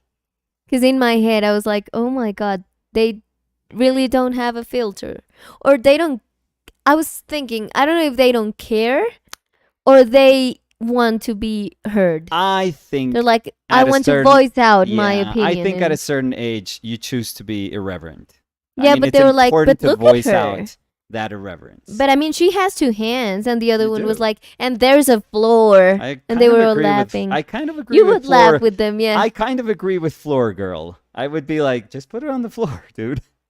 It's like just drop the stuff. It doesn't No, matter. but you know, the thing with me is that I don't care. Because if it's not me, I mean, if I'm struggling, I care about myself. But if someone else is struggling for 1 second to arrange things until they can pick up the phone, Oh yeah, you don't it's care. Like, good. I mean, well, because you're an adult, and we adults know that if you have 10 things to do, it's like oof. You kind of see an adult doing that, and you're like oof. They've got a lot yeah. of stuff going on. Like, Yeah. But my condolences. yeah, but it was, I mean, to be honest, it was funny. I was like, yeah, teenagers, they are. Yeah. I told you that the worst thing that happened to me was being a teenager. no, was playing with my nephew with Kami and a bunch of kids. We were playing Destiny, which I Oh, wasn't and they were good good. at. Yeah, well, they were like decent, like how teenagers are, because they're good. You're good when you're a teenager. I'm sure when I was a teenager, I was probably better at gaming than I am right now, just because your reflexes are better. Everything's like better and quicker. So, and that's what you do. You don't do anything else. So, I'm just trying to find excuses, by the way, to justify that they were better. But I had, I wasn't doing like, I was actually pretty advanced in the game, which meant that I was playing it for a while, which I thought it was going to be a good thing, but it was actually to my detriment because they started saying like, how does this dude have that gun and have that armor? Like he he's should be that so bad. much better if he has those things. Like you Yeah. can't be this bad if you have like your loadout. Like this is absurd. Like who is this guy? And they started just saying like, who is this guy? So then we would have to do like Poor Cammy too. yeah, but they weren't his friends. Like Oh, I'm sure okay. that if they were his friends, he would be like, hey, that's my uncle. Like shut up. Respect. Yeah. Yeah, he's bad, but let's help him out or something like that. But no, he didn't know these people that well, and they were idiots. Like you could tell they were idiots. And but we were all trying to do this thing, which is very complicated because it means that every person has to do like their job. And Oh, and you were well, you I were had a me job with with, the like- phone board and the I phone had a job and with the like paint some in other your hand. kid, and Yeah. they were like, "Okay, you do this." Like, but there was always somebody. I would always hear somebody say, "Like, no, I'll look out for him." Like, I was complete dead weight, and they would So be it was like, like, "Yeah, I'll try you to in help this Overcooked. idiot. I'll try to help this idiot out." It was like I'll you in try." Overcooked. Be honest, Nicolas. And we lost. Like, we Of would course, wipe. you- We'd have to wipe because of me. Like, probably like 3 or 4 times. And everyone else, like, I would mess up with what I had to do because I was very nervous now. Like, And my were hands you, are like, sweating. overthinking what you had to do, so that No, made I you think worse. I was at peak ability. I just think that they were expecting too much of me. And they But I have, was at peak of my ability. yeah. I mean, and they are like in the peak of their like reaction time. Yeah. So they're like I mean, super fast. honestly, fuck them. Honestly. Yeah, that's the short answer. But yeah, but I remember those times where I would like fuck up and everyone was like, "What happened? What happened?" Like, Oh, and they would that start dude going again. like, "Dude, was it you? Were you not doing your job?" And they were like, "No, of course, dude. I was doing my job." And you were And they would go, sweating. everyone was like, "Was that you? Were you doing?" "No, I was doing perfect. I was actually doing like the best I've done." "Was that you? Was that you?" And I realized that the only person left was me, and I just didn't say anything. I would not say anything. I would be like, "Okay, let's do this again. Okay, let's go. Oh, but were you Let's go talking again." too?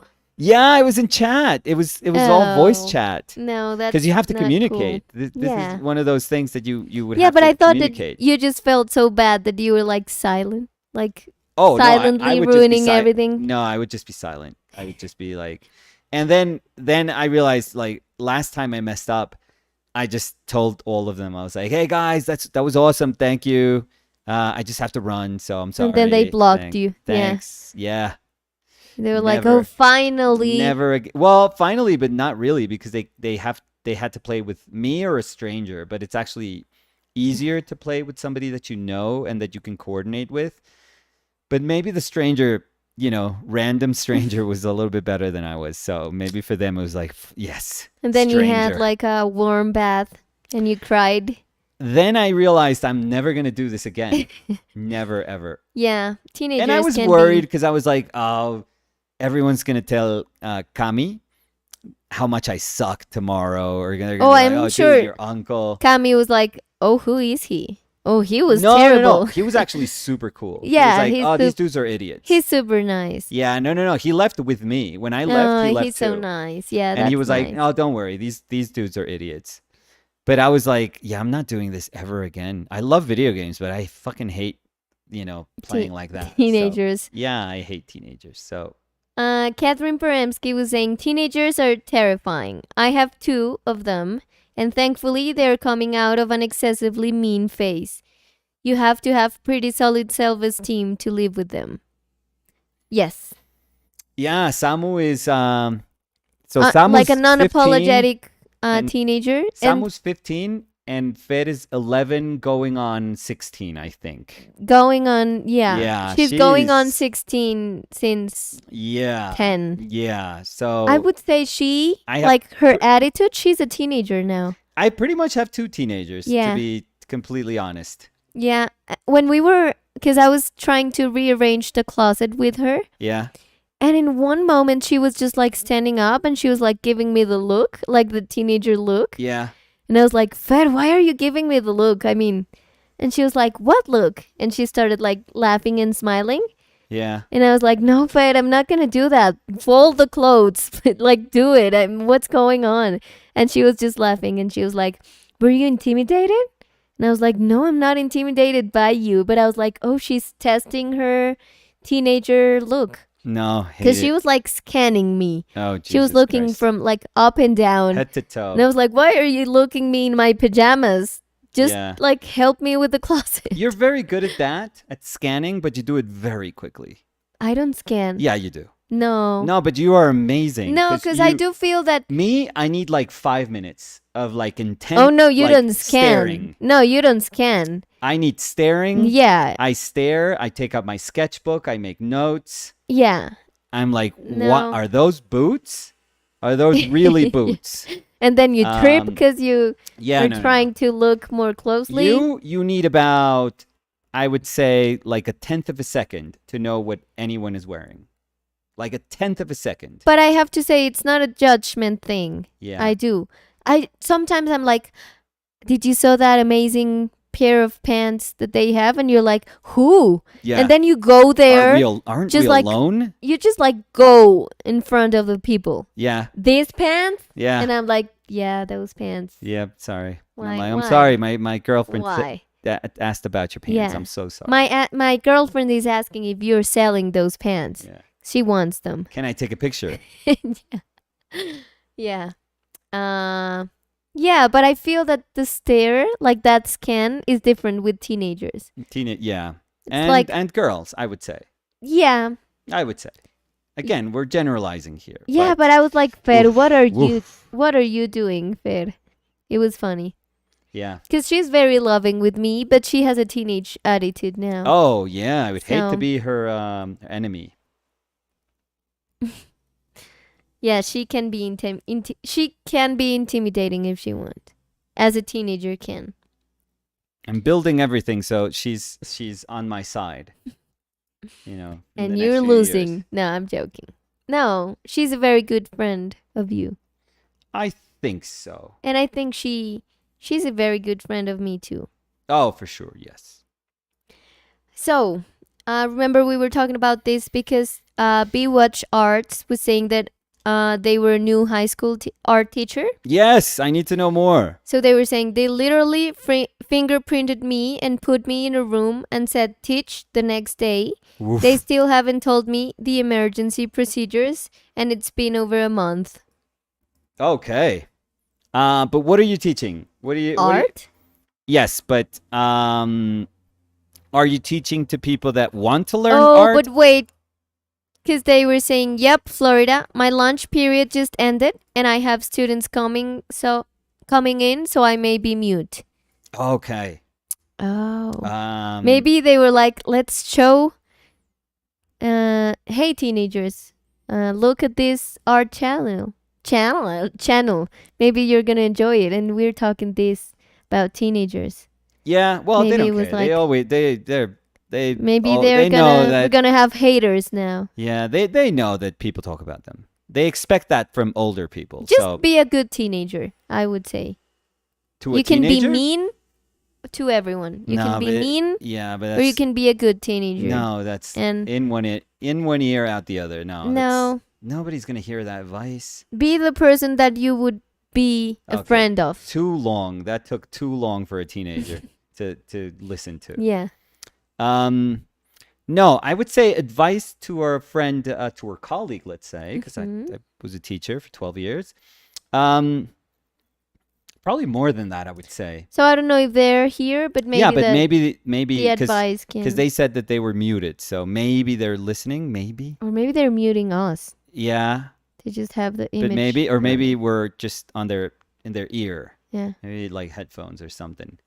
Uh, so first of all, pay attention to your Or class, maybe please. teenagers ruined his headphones. Yeah. Do we know his he There. she I'm they? sorry. We There. don't Yeah. know. You're right. Um, I would say this is very counterintuitive, but I think it's the best thing that happened to me because I also had to gain the trust from like 17 to 20-year olds, which they're not teenagers, but they can still be Tough. Yeah. horrifying. They're 17 very, yeah, they are very, teenager. very tough because teenagers have uneducated opinions. They're just 100% ignorant, but they think they're right.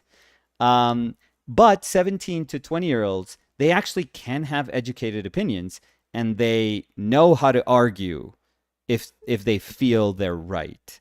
So it's actually like a tougher battle, I feel. Because the other one is just like an ignorant battle.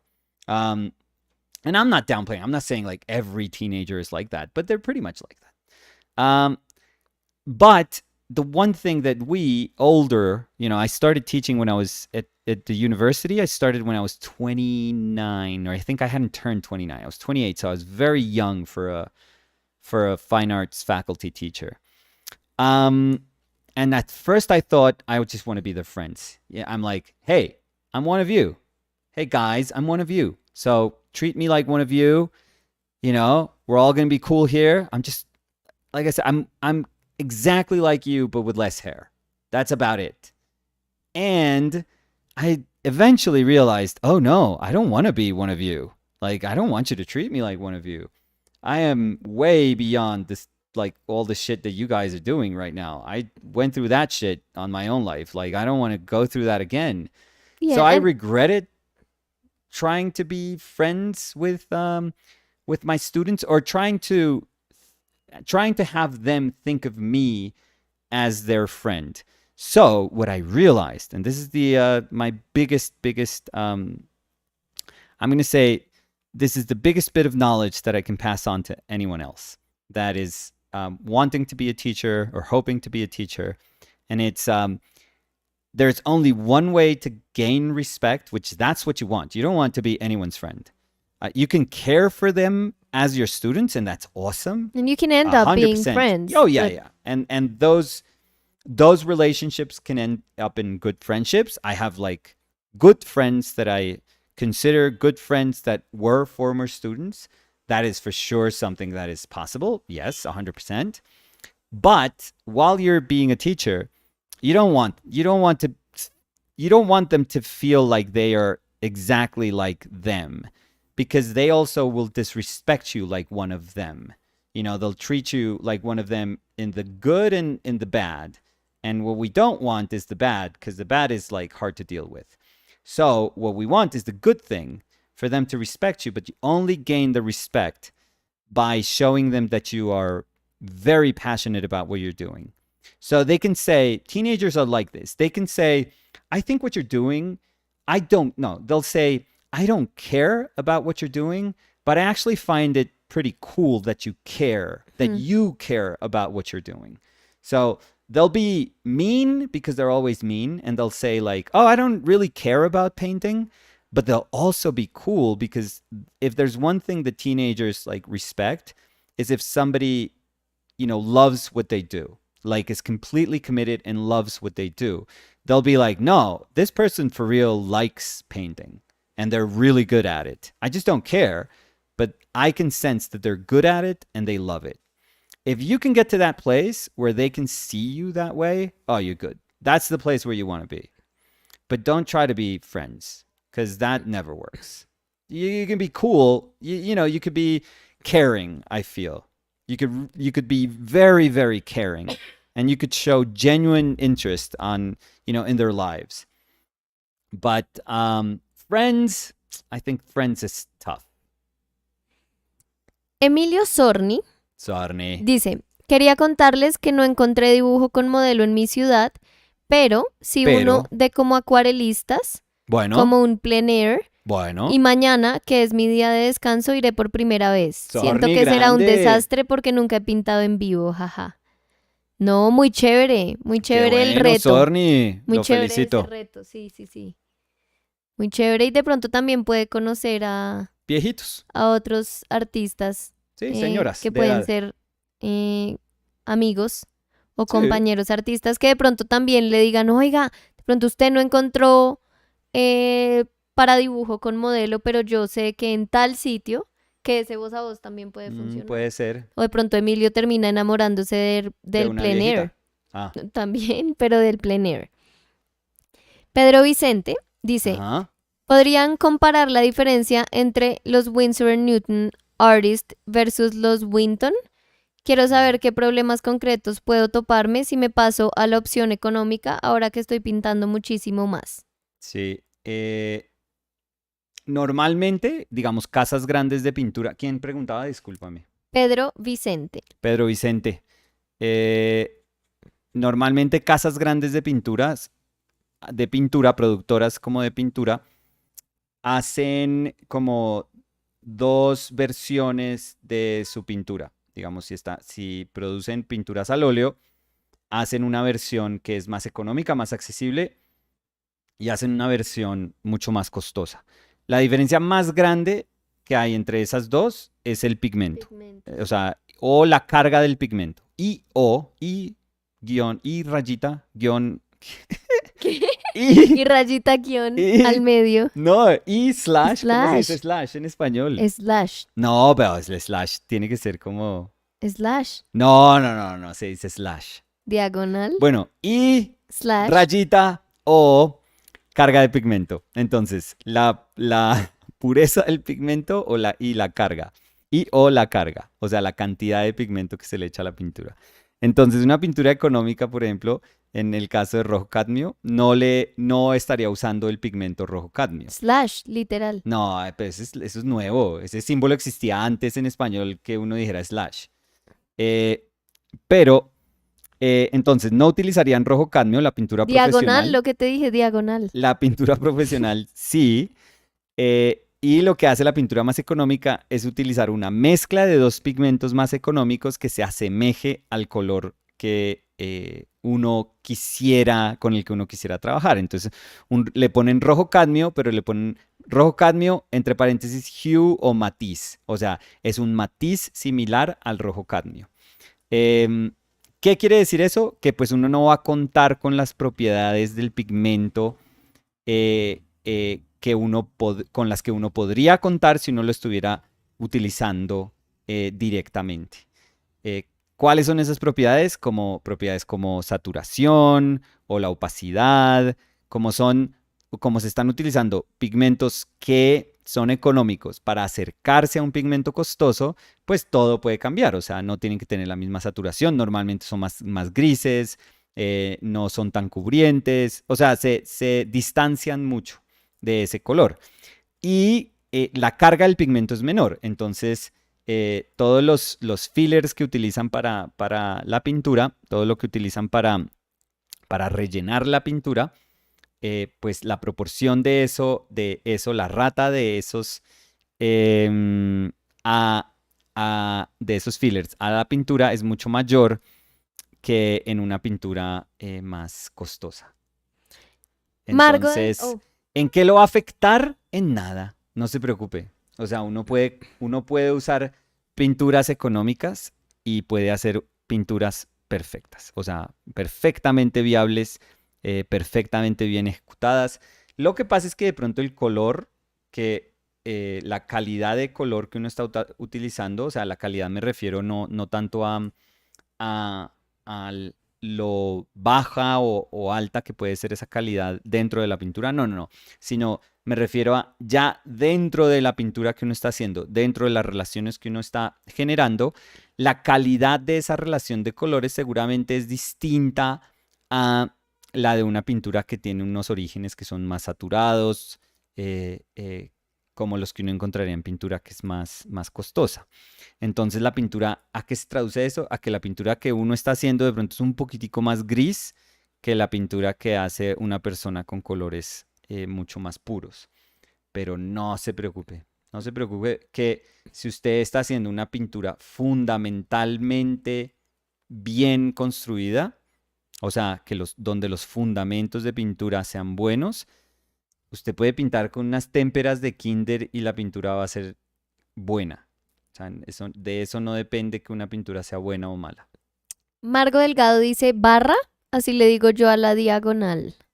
No, me varé. Y además, Diagonal slash o barra. además estaba, o sea, seguía hablando y en mi cabeza seguía Sí. pensando Es que en cómo dijiste, no, es que decir no fue en tu slash. cabeza. Estabas diciendo diagonal, no, dijiste guión, Sí, porque me varé, tuve un cortocircuito. raya al medio, guión, Sí, sí, sí, raya. O sí. sea, Iván R. Sánchez dice Uy, buenas. buenas, Hola Iván. Iván, ¿qué tal? Qué Feliz bueno año Iván. verlo. No, ya lo habíamos saludado este año, Iván, Feliz pero febrero, siempre Iván. bueno saber de Iván, bueno saludarlo. Mm, Prince Barebones was saying, once a customer at my work told me I had nice hands, Oh. slipped a 5 bill on the counter and said, for the artistic cause, and left. Haha. See you in the back, they said. I don't know how to take that, but I guess that's nice. Yeah. If it's an old lady, I would be like, yes, that's nice. If it's an old lady also slipping me her cell phone, I don't know. I don't know. Um, Open for Squid's discussion. Art Adventure was saying, being active in the chat is definitely distracting me from my work. LMFAO. Resident Evil for Modo HD 2007 Remake Original Gameplay. Dice buenas tardes, Our, ¿cómo está? Un saludo. Siempre es más largo el nombre del usuario que lo que dice, ¿no? No, Que el siempre comentario. dicen lo mismo y no dicen buenas, sino bueñas. Y antes del bueñas hay una arroba. Siempre es arroba buenas tardes, Our, ¿cómo está? Un saludo XD. Entonces puede ser control C, control B. Quizás. Quizás. Buenos días a nuestro hermano venezolano. Mr. Murilo Sopa was saying, one day, Nicolas will be as good as AI with hands. Ooh, tough one. So it's not one day AI is going to be as good at us. No, one day we will be as good as AI. Emilio Sorni dice, Sorry. aún no llega la que será, por favor, controla tus vocals, Nicolás. La chica. Aún no llega la que será mi posesión más valiosa, el Possibilities, jaja. Cada día veo la guía, pero el Mex Post es como el Twilight Zone. Lo que entra sale del radar, jaja, pero bueno, a esperar. Sí, esperemos. Ya me voy, muy bonito día a todos, qué buena mano. Sorni, esperemos y si por alguna razón Nos va contando. El sistema postal no lo devuelve, pues lidiamos con ese reenvío en su momento. Lidiaremos con esas cosas en su momento. Héctor Acuña was saying, hey guys and Chile, happy Friday. I stopped using solvents indoors and have been experimenting with lavender spike oil for blocking in paintings with washes. It's solvent free, but it is very expensive. Yes. And how is it? How do you feel it, Hector? Oh, it's very the smell is very strong. Yeah. I used oil of lavender and spike. Yeah. And it's very expensive. It's very beautiful. But it also smells a lot. Like, it has a gorgeous smell. I don't know if that... Like an overwhelming smell? Yes. Like an overwhelming, gorgeous smell. Well, it has like a floral smell, but it's very strong. It's very, very strong. So I was always worried that I would, that would be something that could, I would get as much of a headache? Well, as worried about what that smell could cause me as I would when I was using solvent. Yeah, I guess. I mean, Hector can correct us, but I've seen in Hector's stories that Hector, I've said Hector like 100 times. Yeah. Hector. Yeah. Now has like a pretty cool studio, like in a basement in their house. Yeah, I saw it too. Yeah. Hector has been very active lately. Yeah. And I guess maybe that's why, because if it is in a basement, they don't have the ventilation to... Or you would need to use solvents. You would need vents and fans and stuff. Or extract... What do you call it? Like an extractor? Extractors? I don't know. That's what we say in Spanish, but... So, Liad was saying crate training is good for dogs. Yeah, it is. We're not quite doing that with Chili, but No. not because we think it's wrong or anything. It's just that, she's such a small dog that she's been super easy to train, if I have to be very, very honest. Yeah. Yes. And we do lap training. Lap? Oh, lap, yeah. Lap.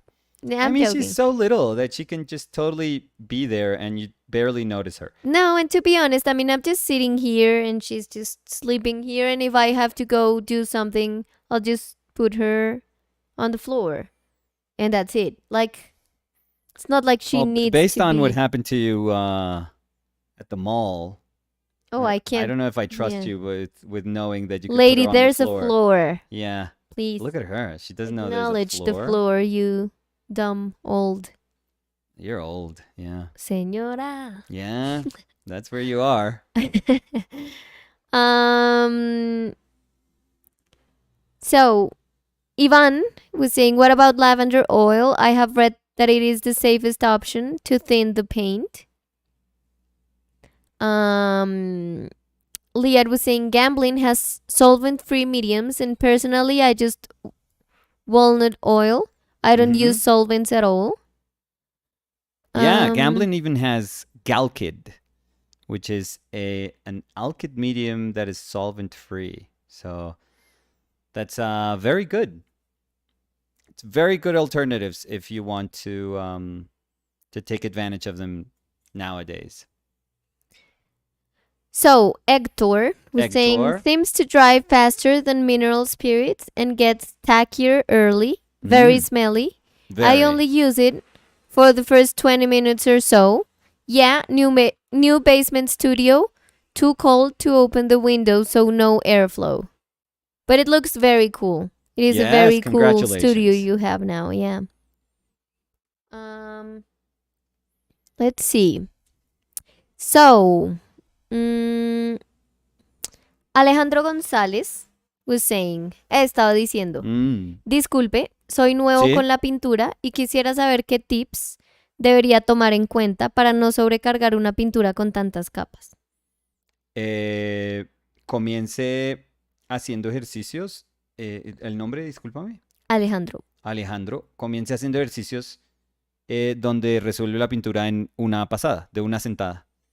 O sea, mire a ver cuánto puede resolver con una sola sentada, que puede ser 10 horas, ¿no? O sea, eh, una sesión de pintura puede ser 1 hora o pueden ser 8.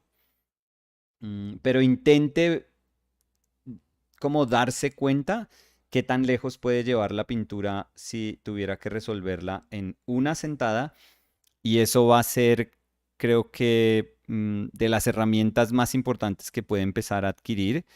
No es para que resuelva las pinturas más rápido de lo que usted quisiera, sino para que se dé cuenta de cómo se comporta la pintura en su estado más estable, digamos, porque es que una capa de pintura no tiene los problemas, obviamente, que van a tener 3 capas de pintura como que secan a distintas razones y con distintos pigmentos y de pronto con distintos medios o distintas proporciones del mismo medio. Entonces, por ahora, simplifiquemos todo el proceso y miremos a ver qué tanto podemos hacer como en una capa y después si nos preocupamos por pinturas que son un poquitico más complejas.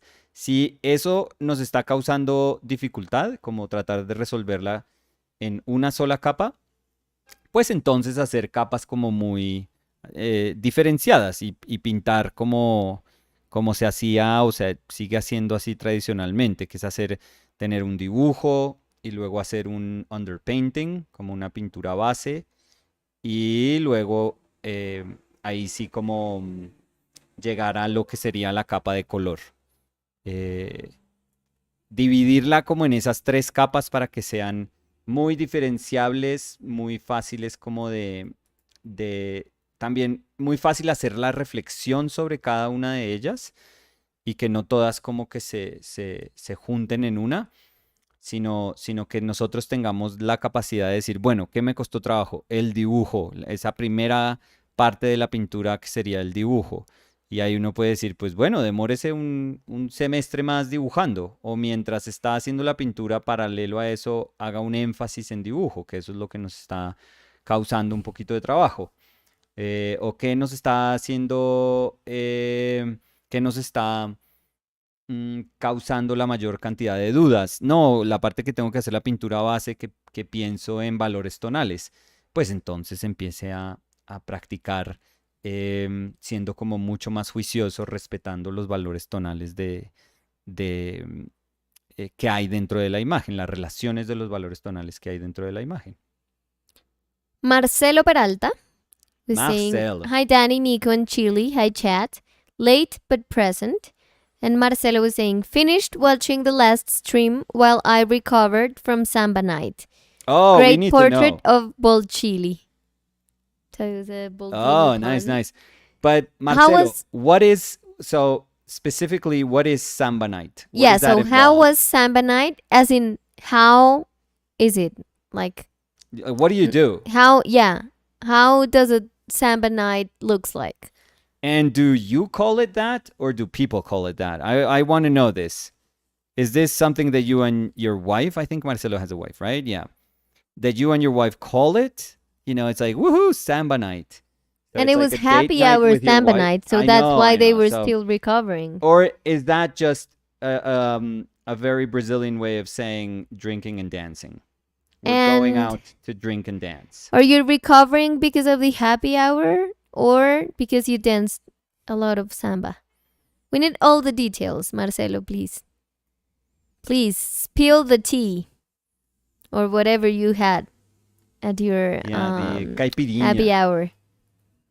Mm, Prince Barebones talking about the woman that slided the $5 bill because they had cute Oh, hands. okay. Yeah, Was yeah, saying it was a middle-aged lady, haha. yeah. I'm Okay. also a woman, a young Okay. woman, not a middle-aged woman.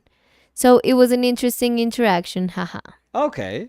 Okay. Yeah, I mean, that could be taken many different ways, but I'm glad she was, maybe it's just a tip. Maybe it's just like a nice way of saying, you know what, you did a great job. Thank And you. by the way, you have cute hands, which Yeah, I don't know. I don't know. no. I know, but I know. I But if don't know. someone says, "Oh, that's cool hands," you have a cool pair of hands.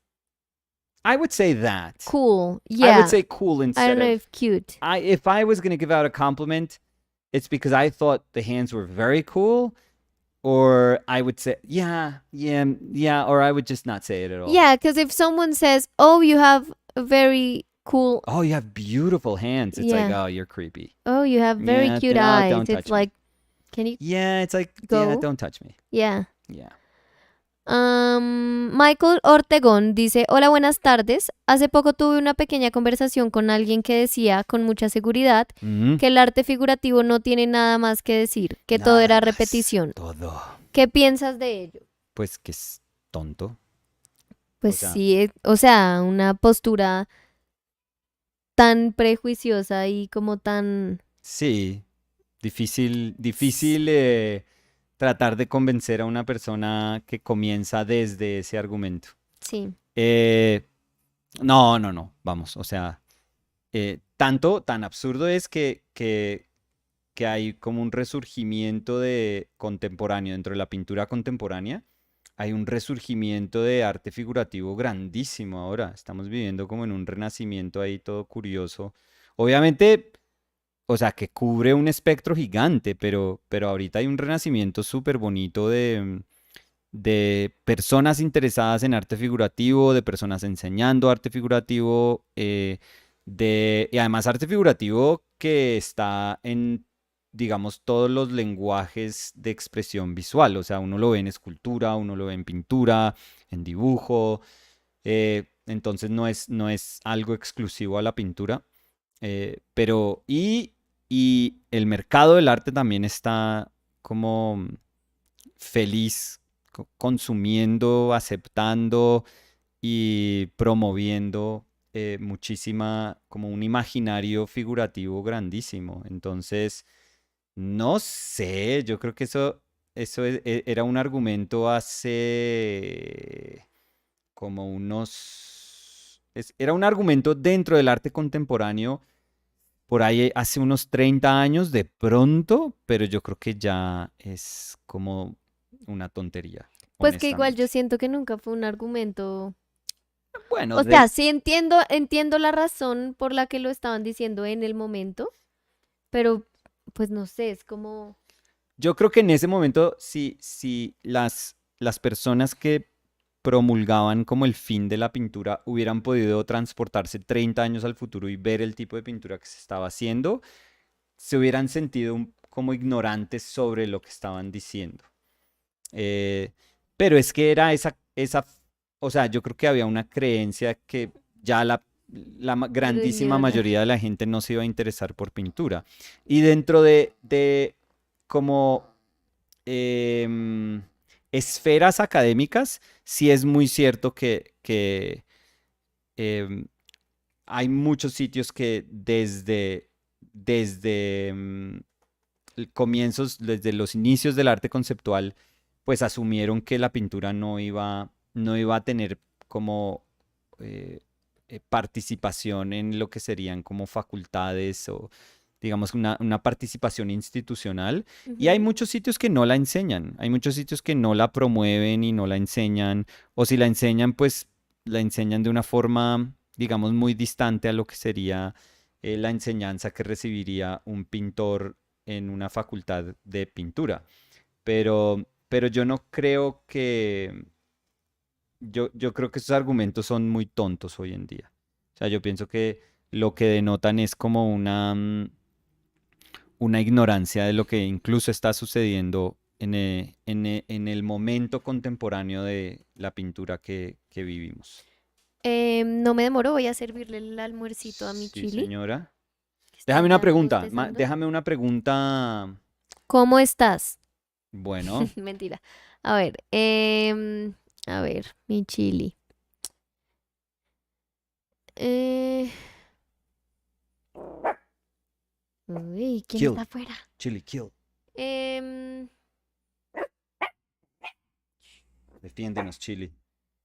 dice, Dice, Irving Giovanni dice, Nicolás, tengo una duda que me está afectando. no, Irving, Cada tranquilo. que voy a estudiar con mi maestro de pintura a su taller, me cuesta mucho concentrarme y me cuesta pensar en la mecánica mis pinceles, de mis pinceles para usarlos bien.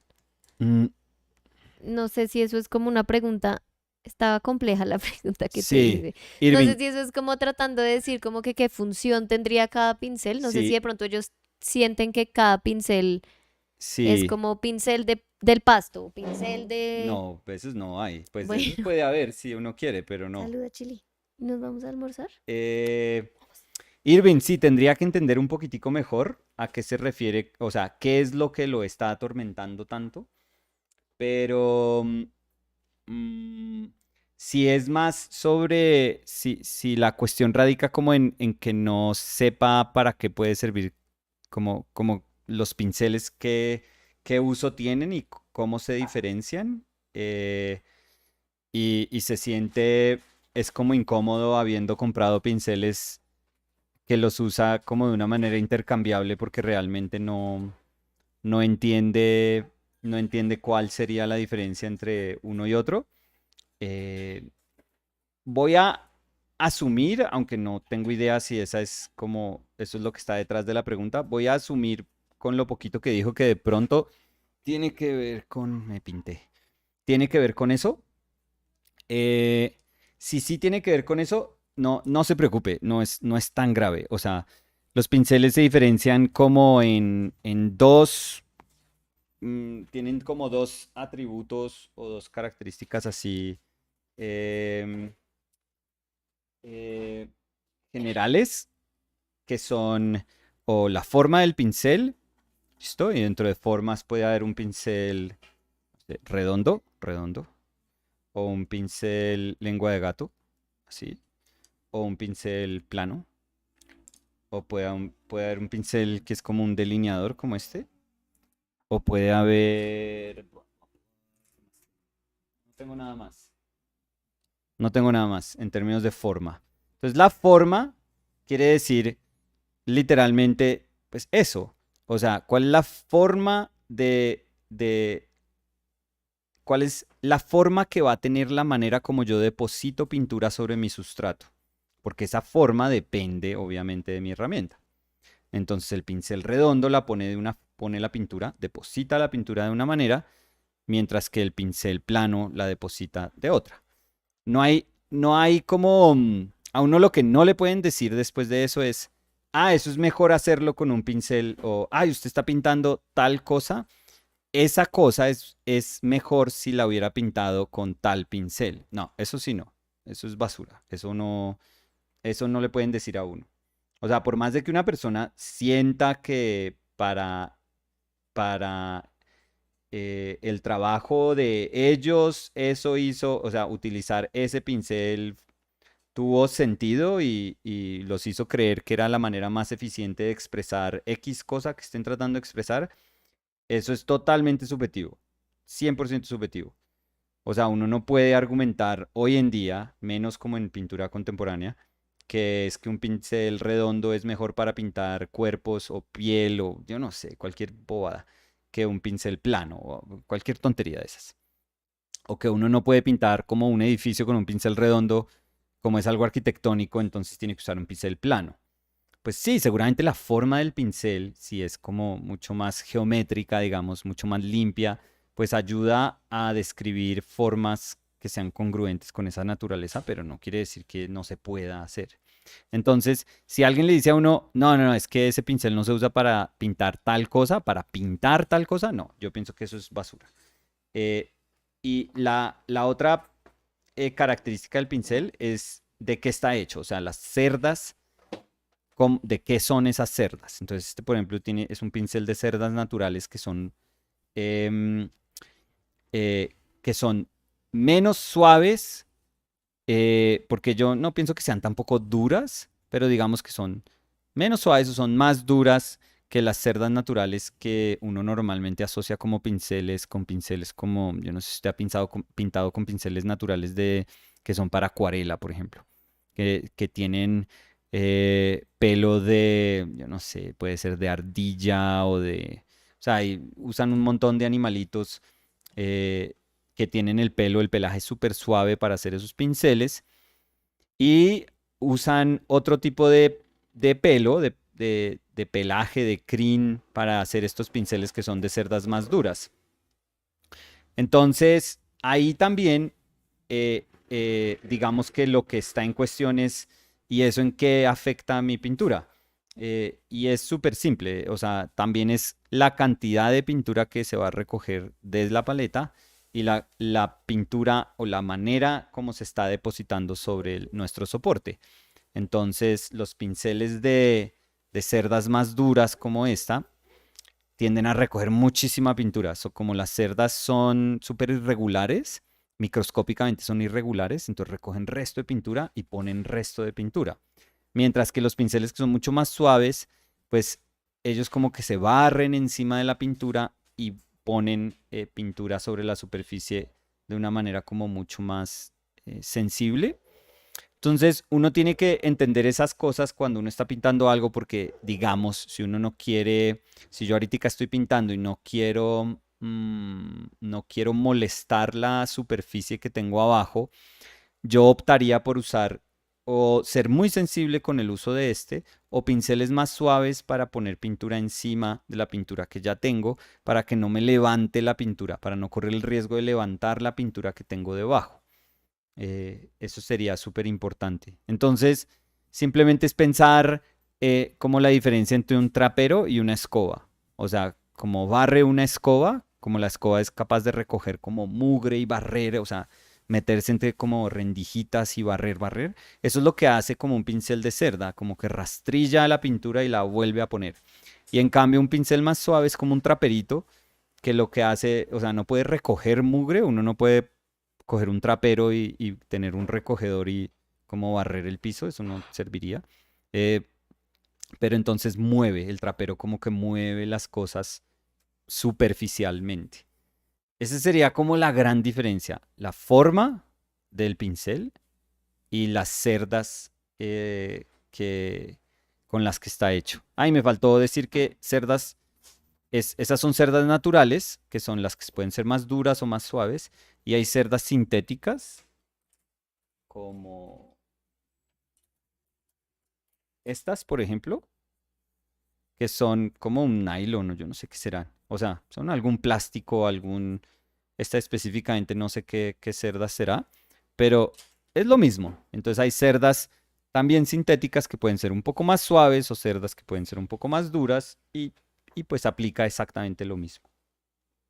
Ojalá ese haya sido como, eso haya sido lo que está detrás de esa pregunta y no haya yo supuesto algo totalmente errado. Um, Carla Anglada was saying sweet chili.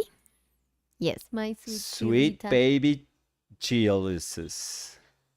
Gaby Pérez dice, ese chili está hermoso. Sí, Esa chili. esa chili es divina. Ven, chili.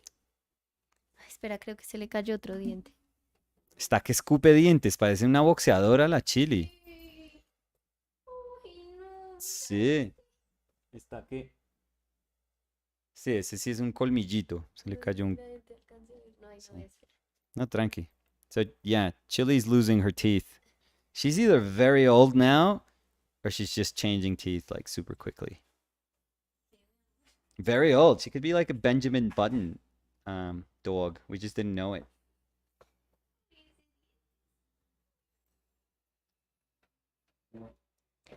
I had to show that teeth. Oh, That is so cute. Because she's been losing bigger. her mind. Oh yeah, she's losing like chunks of teeth. Yeah, but this one was too Cute. cute. Too cute. Um, Irving Giovanni dice muchas gracias por la información de lo de los pinceles. Ojalá haya sido más o menos eso lo que estaba preguntando Irving. Me Mm, da pena si no era. let's see. Uh, Hector was saying, thank you. I feel very fortunate to live and work here, enjoying how the painting is turning out. Kill That's Chili, nice. kill. Parting Mist was saying, isn't it dancing? I'd say if you got some cool hands, you're gonna need a hand warmer. What? I think those were different comments, and I just like Oh yeah, no. grouped them in Please, one. yeah. Without. So no maybe context, isn't it please. dancing? I guess they're asking about samba. Yeah. And they were also saying it. I'd say if you've got some cool hands, you're gonna need a hand warmer. So, like, I don't know how you say that. I mean, it's a joke. Cool hands. Oh, So you need there we hand go. warmers. Okay. Oh, you I were get it. very slow with that It's a one. bad joke. And it was Yeah, it's a bad joke. a bad audience. We love everyone, but that's a bad joke. Mm. Was So that Catherine? Was it Catherine? no, it was Parting Mist. Oh, Parting Mist. Yeah, please, no. We love you, but no. So Marcelo Peralta was saying there is an old central market here downtown. Yeah? It is a big building with a bunch of stores that face the street, but also have a back door that takes you to a central square. During one day, this central square is full of tables and some of the stores are restaurants. Yeah? But at night, there's a stage and they put bands to play and the restaurants become bars. Oh, nice. So every day of the week, it is a different type of music. There's forró, kind of like salsa, Okay. sertanejo, which is country, and Wednesday is samba. Oh. It is a big band, 8 musicians playing in a very fun way. People scream along, and you just spend the night dancing and drinking cerveja, Mhm. they were saying. And I went a bit wild since Saturday is my birthday. Woo! Oh, look at you. I'm turning 42 Woohoo, young, and have to young say buck. that I don't get hangovers anymore. I Oh. get sick for a couple of days now. Oh. LOL. I was going to say, like, where are you going Well, with yeah. this? So happy early birthday. Yeah. And that sounds like a great plan. Oh, Like yeah. a great way to spend the night. Yeah, with It with sounds like your a cool- new non-hangover that takes a week Yeah, to recover. Which sends you to the emergency room. Yeah, that plus the dancing. Who knows how 42-year-old dancing. That's a recipe for disaster. Oh, but it sounds very cool. It Yes, sounds like a yes. very cool plan that you have.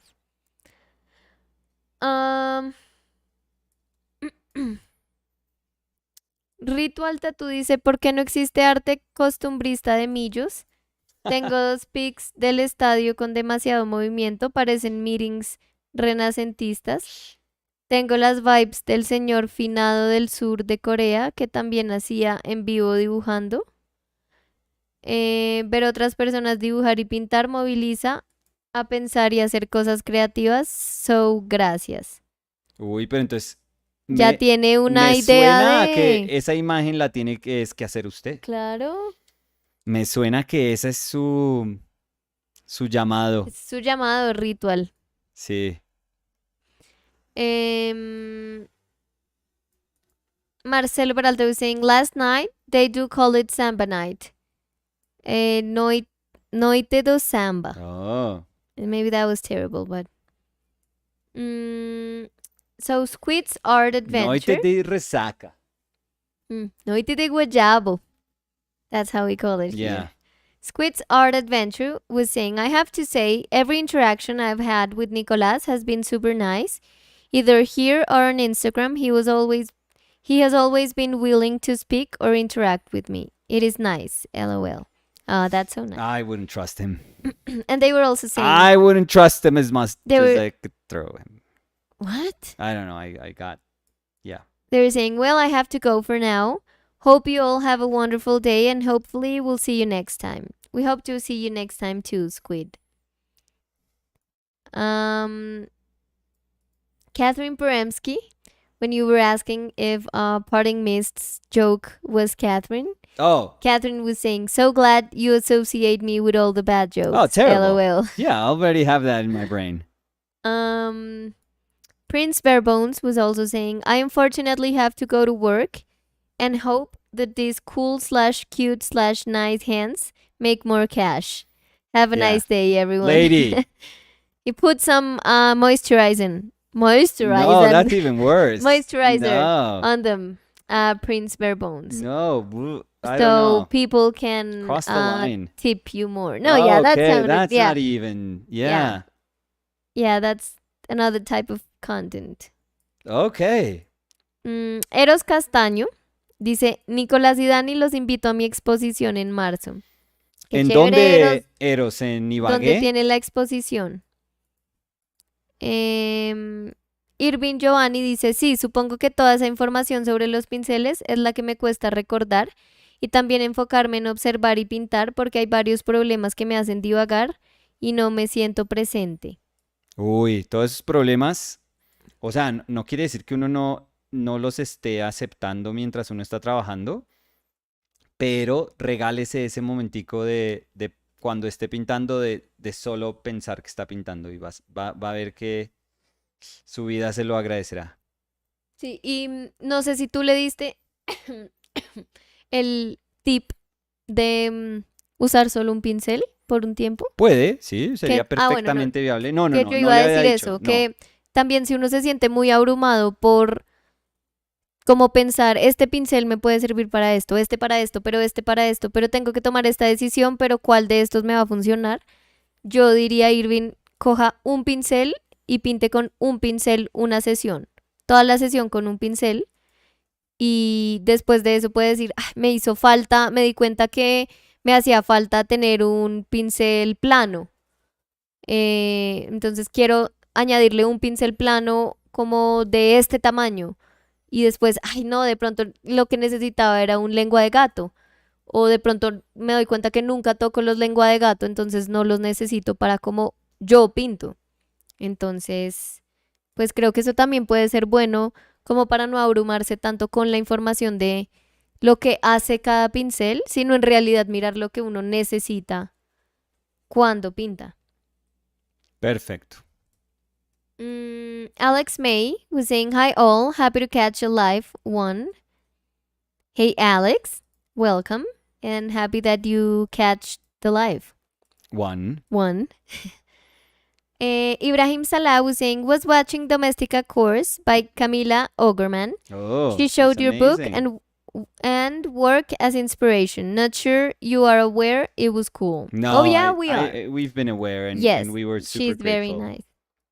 I don't know if Camila is here today. Camila? Camille O'Gorman. ¿Qué parte del mundo estará? Are you here? Camille O'Gorman. Camille. Let us know. Eros Castaño dice, en Ibagué son bienvenidos todo pago. Y cara feliz. Uy. Uy.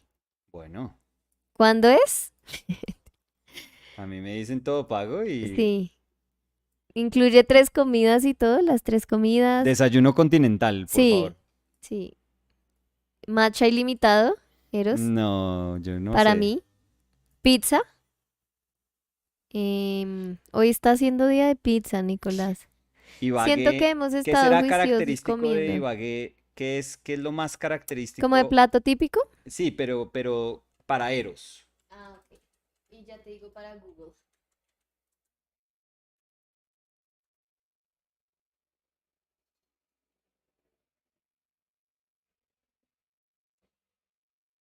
Yo hace mucho tiempo no voy a Ibagué. Ibagüero.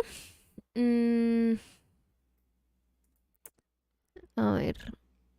Ush, todo suena más bueno. Dame uno, a ver qué. No, pero primero que nos diga Eros. Ah, sí. Hay tamales, lechona, todo, todo, dice. A ver, y dice viernes 10 de marzo, Sí. dice Eros. Ah, Ese es un plato típico, Nicolás, el viernes 10 de marzo, ¿no? ¿me da un 10 de marzo si es tan Sí. amable?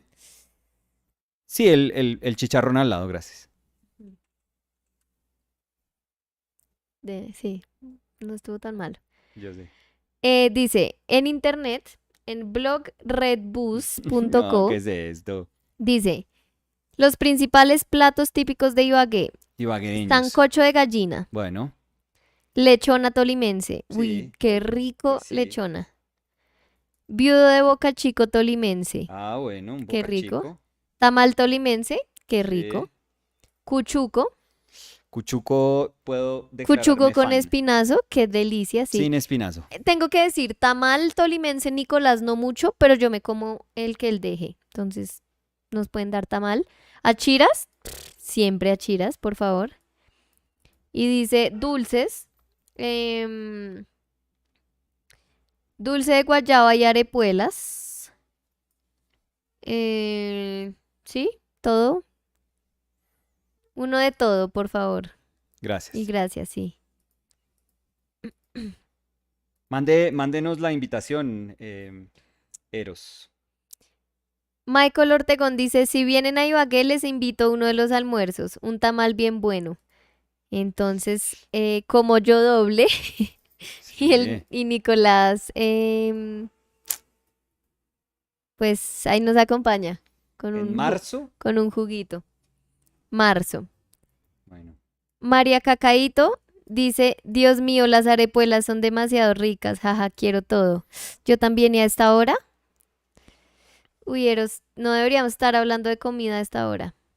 Perdón, pero me empiezo yo acá a poner brava por el hambre.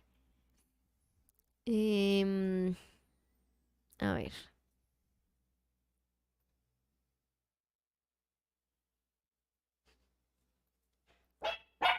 Kill Mm, chili. bueno, Gaby estaba diciendo antes, Oli, qué rico verlos por aquí. Por aquí siempre nos Siempre podrá ver, estamos, Gaby. Gabrielita. Siempre estamos, la que no está es ella.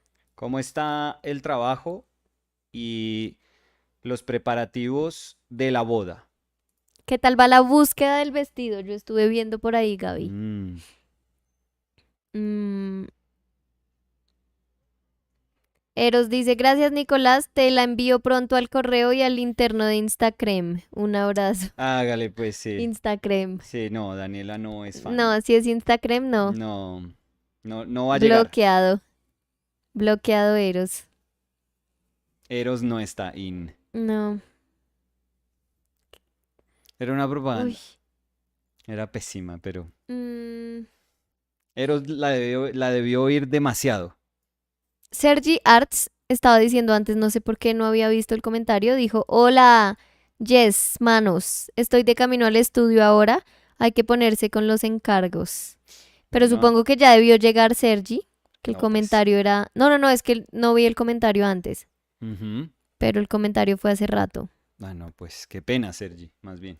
Qué vergüenza. Si tuviéramos un moderador, una moderadora. La tenemos.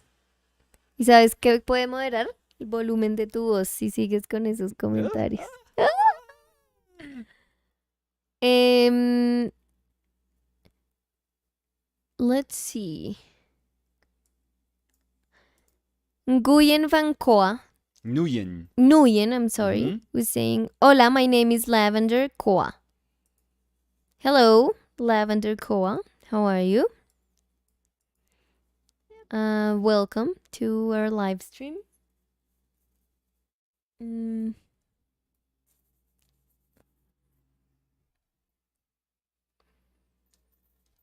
so how's it going, Nicolás Uribe? Good.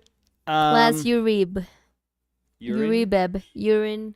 Well, today it was Nicholas Urine. Okay. At the we have- beginning Oh, of the. yes, at the beginning. Yeah. Uh, probably sounds weird for the people that are just Yeah, they're like, tuning what? in. It's like, what is she? What? No, it's going good. It was, I mean, I had the drawing I feel I had a drawing that was very helpful at the beginning, Mhm. so um, just made subsequent decisions not so tough. Mhm. Um, and in terms of the color, I think I'm happy with what I'm laying down with the color that's laid down. Uh, it's the I wanted like a specific gesture with the thumb that I don't know if I'm getting entirely, Mhm. uh, but I'm trying to go for it. I don't know if I'm totally getting it, but we're somewhere around the vicinity of getting it, so I'm okay with that. You can see the camera Chili. Yeah. She was looking at me cuz she was looking at me uh for me to pick her up. Oh yeah, she's adorable when she looks from below, Yeah. looking up. But I was not looking at her, so she went back. Yeah. Try and see if she can like find a place where our eyes Yeah. meet cuz that's what she does. Yeah. She tries to find. I would pick her up. You pick her up if you're worried about like spoiling. No, come on, pick her up. That's fine. Always worried about spoiling her. I know, but who Can cares? you see her there? No, I can't. But I get those looks when I'm like,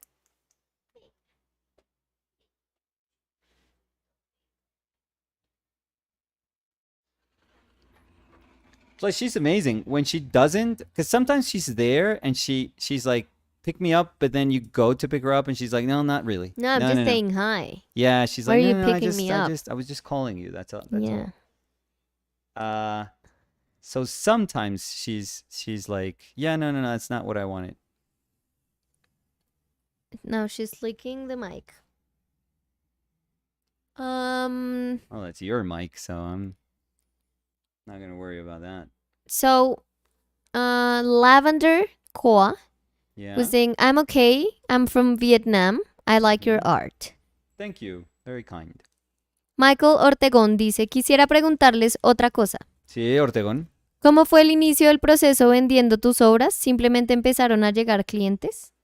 Buah, en mi vida, eh, yo creo que la manera más fácil de describirlo fue lento, constante. O sea, fue lento. mm, Ni siquiera lo definiría como en términos de si era exitoso o no, o sea, de cuánto se vendía o de a cuánto se vendía, o sea, si vendía todas las pinturas y a cuánto vendía cada pintura. Yo creo que eso no es tan importante al comienzo. Ni al final, la verdad.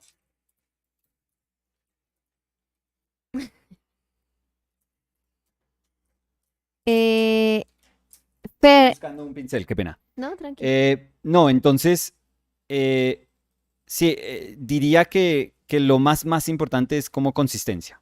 Es decir, que si uno hace, o sea, está haciendo una exposición y está mostrando los cuadros, para mí era más importante que, por ejemplo, al comienzo, la gente que quisiera tener un cuadro mío lo pudiera tener, entonces que los precios fueran más o menos accesibles. Eh, y para mí era mucho más importante eso, como que empezara a generarse un mercado a que uno pusiera cuadros a la venta y de pronto por el precio, pues al final nadie se los comprara a uno. Entonces, yo opté mucho por decir no. A mí me interesa es que la gente pueda tener mi obra. eh, y prefería eso a si el precio podía ser alto o no. Mm, y, y después, pues, curiosamente, cuando uno empieza a vender, las cosas empiezan a ser cada vez un poquito más sencillas. Digamos que lo más difícil es como ese primer envión, como comenzar, pero es casi como si fuera como una locomotora, pues. O sea, si las cosas, si se logra empezar bien Entonces es como, es más fácil, más, bueno, fácil, todo tiene su complejidad, pero es más fácil ya tener como ese motorcito andando, esa locomotora como Ujú. andando, en vez de comenzar. Entonces yo sí entendería que comenzar quizás es lo más difícil y lo que más toma tiempo. Entonces sería como súper cuidadoso en el sentido de ser como, mm,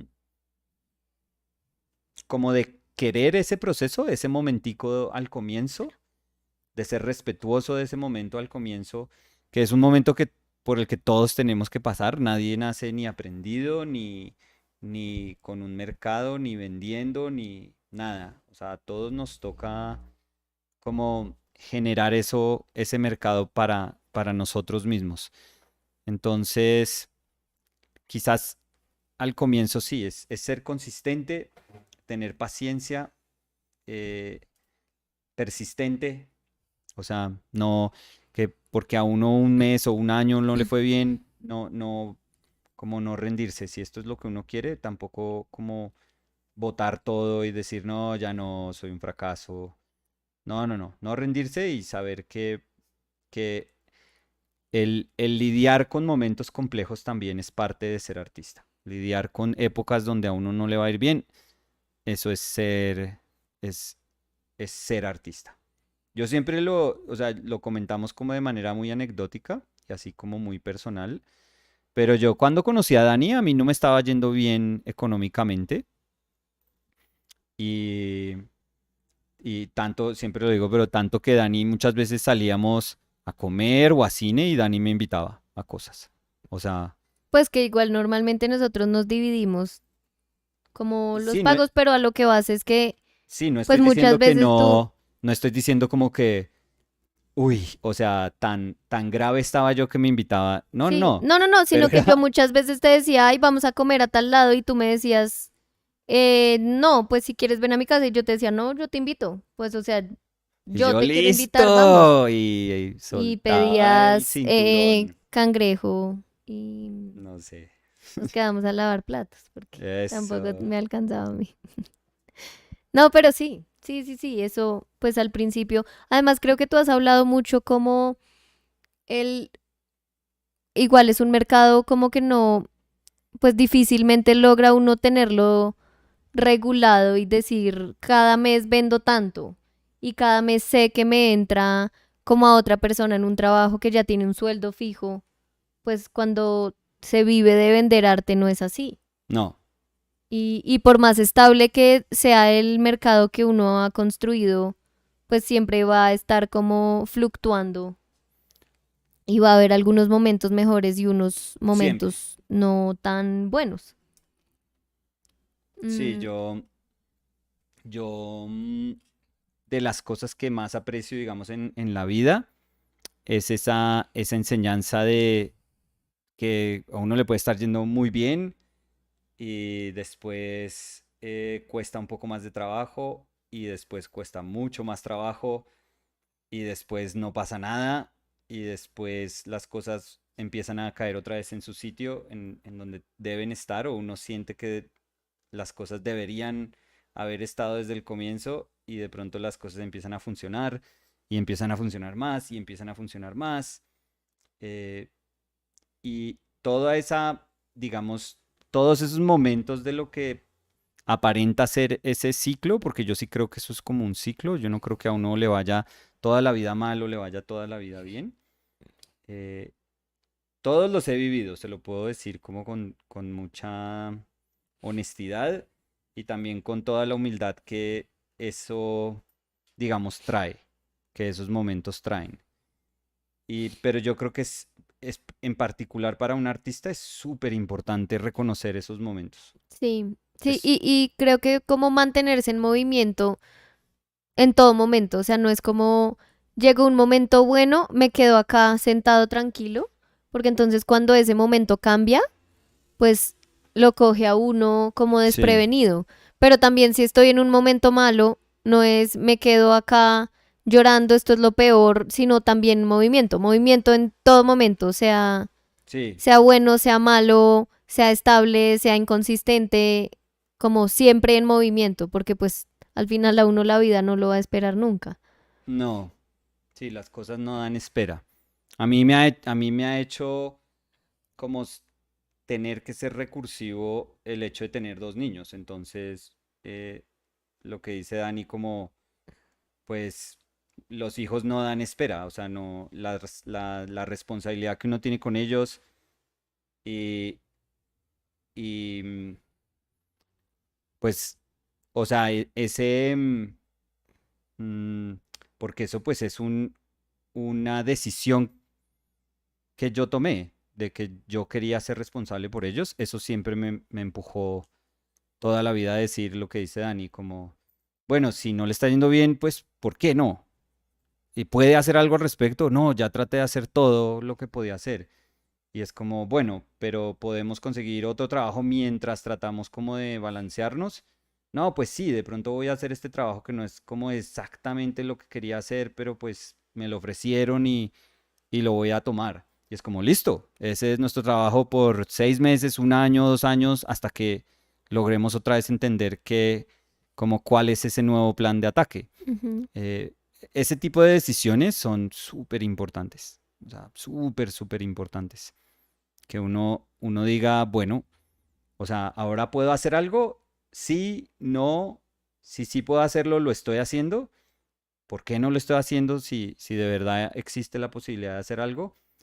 Y si no existe, pues busquemos alternativas en la vida, que igual la vida da mil vueltas, eso no pasa nada. Uno puede estar trabajando en lo que sea y no importa, o sea, eventualmente uno podrá volver a lo que le gusta hacer y no tiene lío eso, es como un momentico que uno necesita o que uno se tiene que dar o que uno está en la obligación, hay veces de tomar. Sí, y sí creo que tiene que ser algo que uno sepa que es como su plan de acción antes de que llegue ese momento de caos. Porque si uno desde antes no dice, bueno, si algo pasa, tengo que seguir adelante, tengo que buscar qué hacer, tengo que encontrar una manera de ingreso. Si uno no lo piensa en un momento donde no ha llegado el caos, sino en el momento de caos, pues lo más probable es que se siente uno a llorar y se quede bloqueado.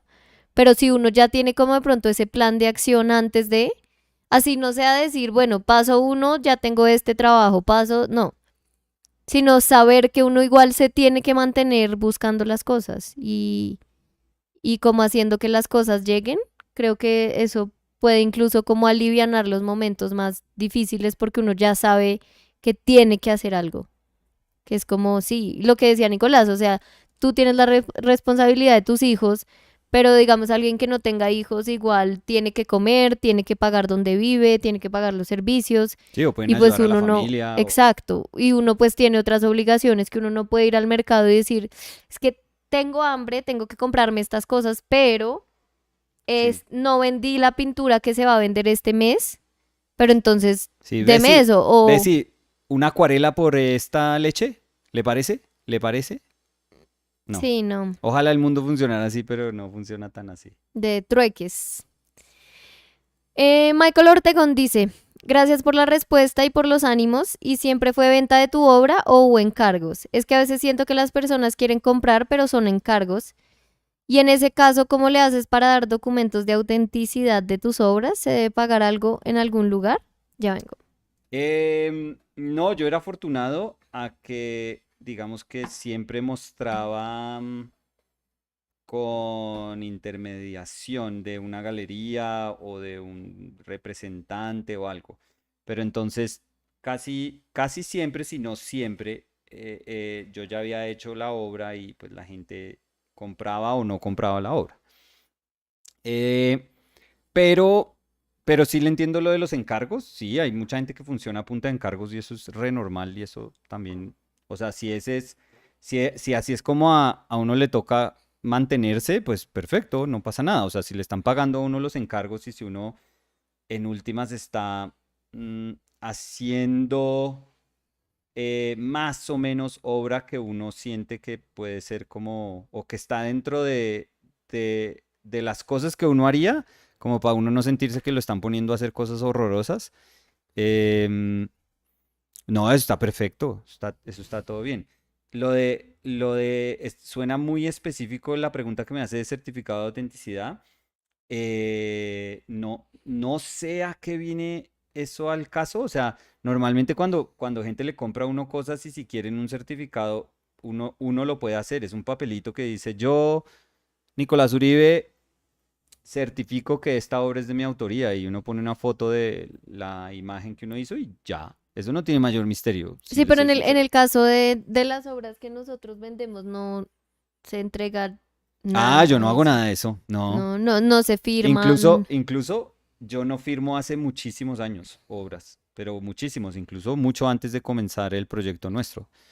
Y no lo hago no sé, no sé, conceptualmente, creo que no, no lo hago. Y no es por como, pero es que usted está pensando que es que su obra es reconocible por cómo la pinta y es como, no, eso no tiene nada que ver. Sino, no, no sé, es más como yo tengo una como idea así súper romántica, toda extraña, pero que se me hace bonita, que es que yo me acuerdo de, por ejemplo, ir a museos y de ver una pintura que me conmueve y de repente ver y dice pintor desconocido, Hmm. como autor desconocido.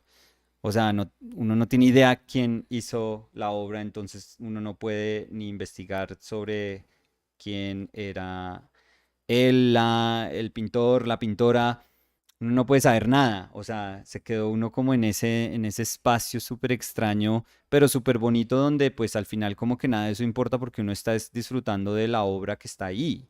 O sea, uno no tiene por qué, pues uno quisiera honrar la persona que hizo el trabajo, pero al final eso en ninguna medida imposibilita que uno esté conmovido por la calidad del trabajo.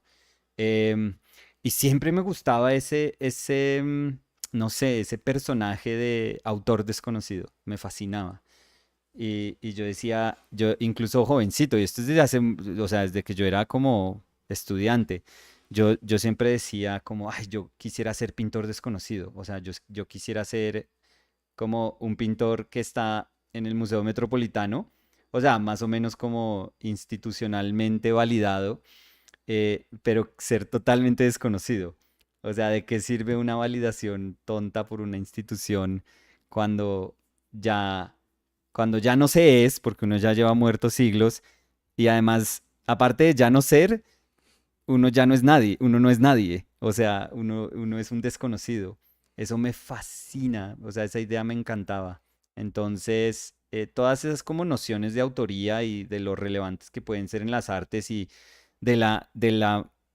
además del peso tan grande que tiene en las artes, digamos, el acto de firmar algo, que a mí siempre se me ha hecho como exageradísimo y tontísimo. Esos cuentos de, no, Picasso vino a mi restaurante y no pagó nada y firmó una servilleta, hizo un dibujo en una servilleta y ahora vale bla, la firma.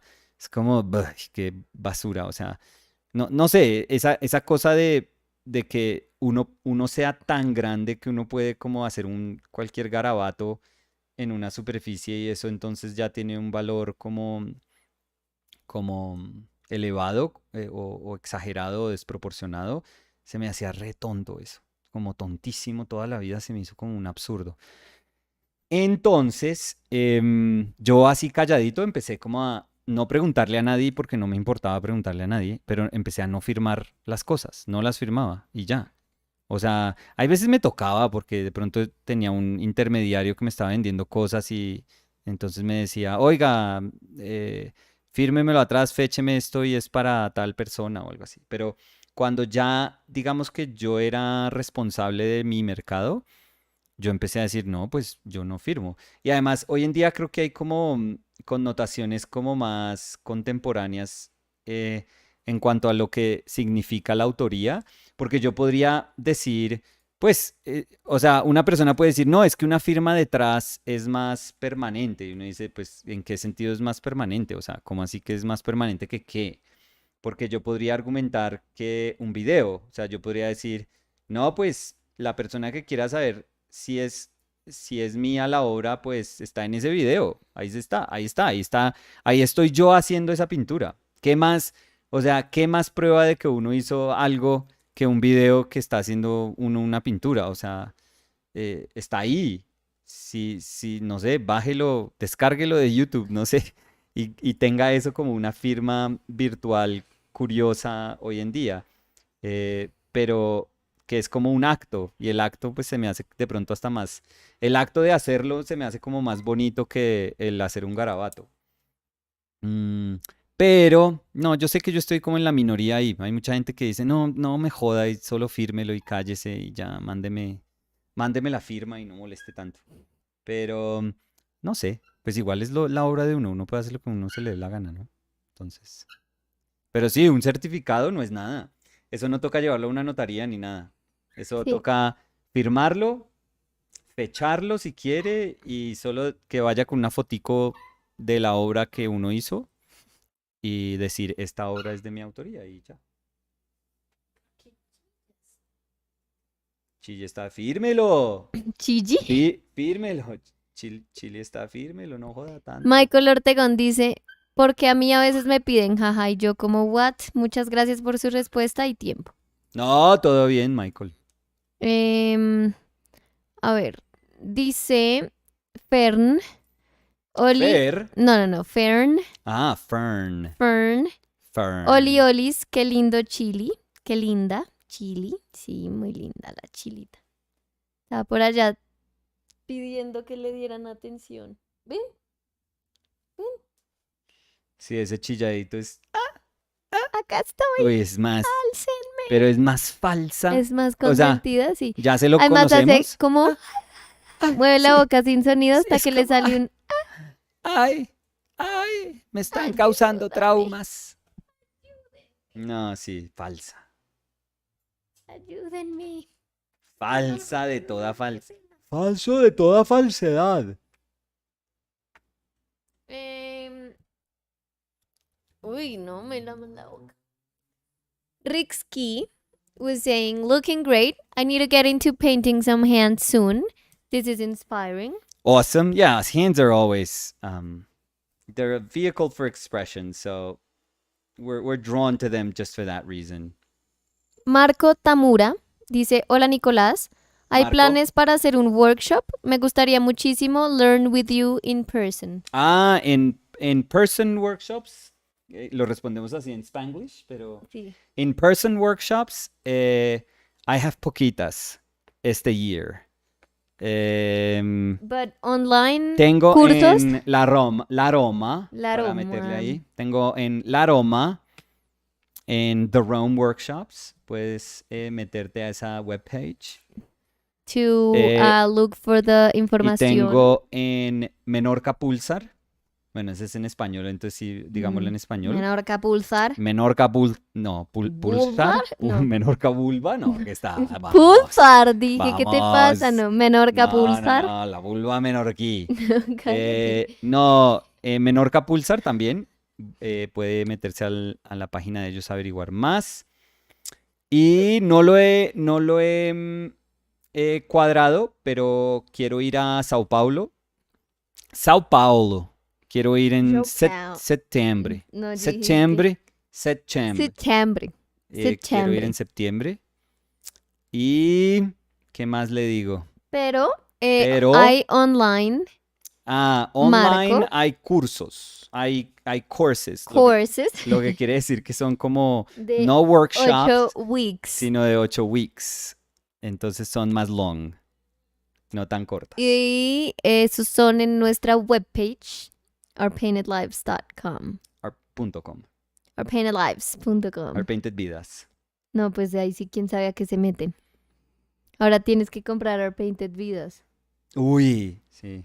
Oye, a mí cada rato yo compro tal cantidad de basura ¿Que ya te ofrecen? de cosas, no, que cada ratico es como su cuenta en su coso en GoDaddy Su está por domain sí, se va. está Domain. por renovarse.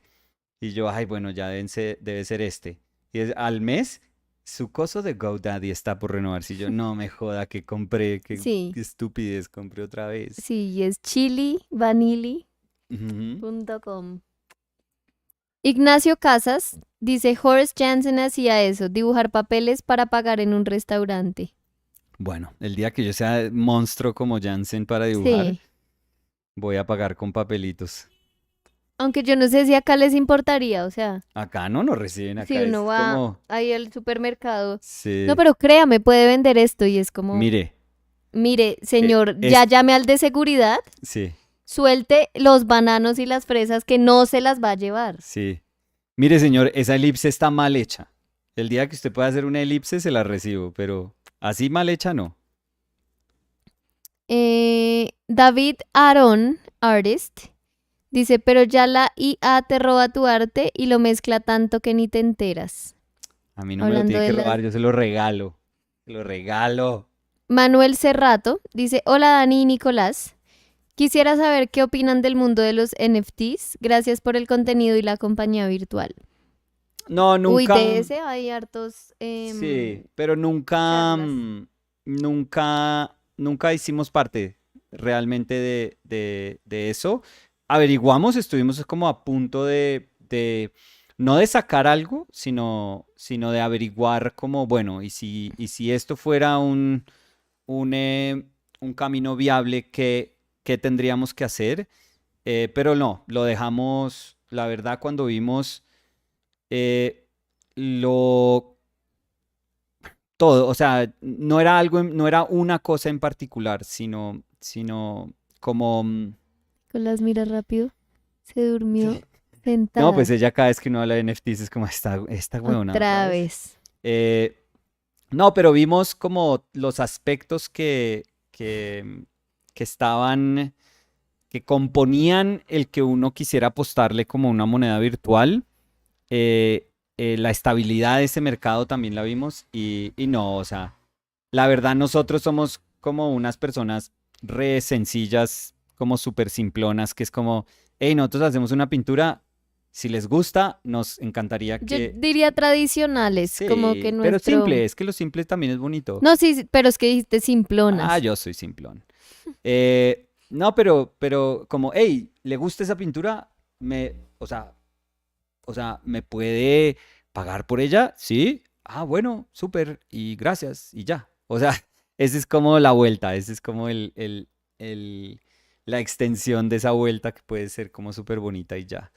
Entonces, no, al final lo sentimos como un poquito complejo. Yo no creo, o sea, y yo conozco mucha gente que sí tiene o sea, parte de su obra está dentro de ese mercado, entonces tampoco, no se trata de ahora yo ponerme a hablar mal de lo que es ese mercado. No, lo que pasa es que no es Es un un mercado mercado, especulativo, sí, y no pero es un mercado que se ajustaba a lo que nosotros buscamos de nuestro mercado, diría yo. sí, ese es un mercado, a mí se me hace especulativo, pero es que el mercado de las artes siempre ha sido especulativo. Es un mercado súper volátil, pero es que el mercado de las artes siempre ha Siempre ha sido un sido, mercado sí. súper volátil. Entonces, a mí nada de esas cosas se me hace rara. O sea, la gente que se rasga las vestiduras y piensa que es que el mercado de los NFTs es un robo, es como, bueno, pero es que el mercado de las artes también es un robo, o sea, el mercado Mm. de artes es irregulado, entonces eso es absurdo, lo hace inmediatamente una cuestión como impredecible y absurda. Entonces, em, no, yo creo que sencillamente no se ajustaba a lo que queríamos, como al modelo que nosotros tenemos, a lo que queríamos para nuestro proyecto y no sé, o sea, el tipo de obra, yo creo. Nuestra obra, o sea, para artistas digitales es mucho, mucho más fácil y más bonito, más Tiene viable. mucho más sentido Sí, también tiene con el tipo de muchísimo. producto que se ofrece. Exacto. Entonces, la verdad, con pintura se siente como la pintura se siente muy exógena, o sea, la pintura de verdad no parece haber sido hecha para eso, no se acomoda tan fácil a eso. Bueno, Lindira, yo creo que puedo estar acabando. Sí, mira esta belleza, cómo está la chilita. Sí, pues ahí ya Mi chilita. cuando se mete así es como si estuviera como en una madriguera. Sí, Es que ella es salvaje, ella es como un zorro, sí. Un zorrito, un un perrito, zorresno. perro salvaje africano, por los Sí, colores también. Sí, a ella le un decimos que parece un fennec, fennec, una hiena, un zorrillo, un zorrillo, un una perro, nutria, un perro perro de agua, salvaje australiano que ya un había, perro, ¿qué? sí, Africano, perdón, que ya sí, un habíamos perro dicho. salvaje. No australiano, o sea, no el dingo. También puede ser, tiene algo de No, pero es dingo, que los tiene algo de colores del, sí, coyote. pero es que los perros, el perro salvaje australiano, africano, es literal los Ah, sí, colores de ella. tiene los colores de ella, sí. Tienes orejas redondeaditas, ella tiene orejas puntiagudas, No, no, no, siempre es pero como, ella es ay, un parece un animal gato. salvaje. Sí, parece un gato. Es curiosísima. Sí. Y también, pero, ¿sabes qué? O sea, yo siento que ella es muy felina, Felina. pero siento que ella es más como si fuera, Provocante, no, también, pero siento que es como si fuera como un felino más grande. O sea, yo no la asocio con un gato, ¿no? la asocio como con un guepardo, Un gato de como con un, montaña. o sí, con algo mucho más salvaje. O sea, Sí, sí. un gato yo lo siento muy doméstico y ella es Bueno, igual un gato lo como, vuelve nada a uno, pero... pero no, pero ella es más salvaje. Sí, O sea, ella es un gato, como sí, tigre, como un sí. guepardo, en serio, un leopardo. Ella es Mm. como, Ella no caza un ratón, sino como un conejo salvaje. pues la verdad, un ratón la casa a ella por el tamaño, Es verdad, pero es verdad. yeah, so this was it for Yeah, today. I think so. I think we're Yes. good. I didn't put my tattoo, which I usually do. I usually put tattoos. And the only reason that I'm not doing it because I had it drawn underneath and I had every intention of like painting it. But the only reason I didn't do it was because I realized that I wanted all these empty spaces. Um, and I wanted to go from less to then the what should pique your attention, which is that thumb there, and then to slowly dissolve into that those fingertips. I was struggling because I took a picture of my hand and it had like a bunch of texture to it, and I thought I would do all the like wrinkles in my knuckles and just wrinkles throughout. I saw because I was pressing my hand quite a bit, so a lot of these shapes were kind of smushing in Mhm. together. But sometimes it's not like a painting. It doesn't necessarily have to be about depicting something faithfully, like acknowledging that, okay, my hand does this, so I have to paint it. A painting also has a ton of properties that are not present in just a hand. So there's a ton of abstract attributes to a painting that are present in a painting, but that are not necessarily present when you're looking at the subject matter of your painting. They are actually amplified in a painting. So those abstract rhythms that I'm super like in love with, and like choreography of shapes, those are things that are inherent to painting that interest me when I'm doing a painting.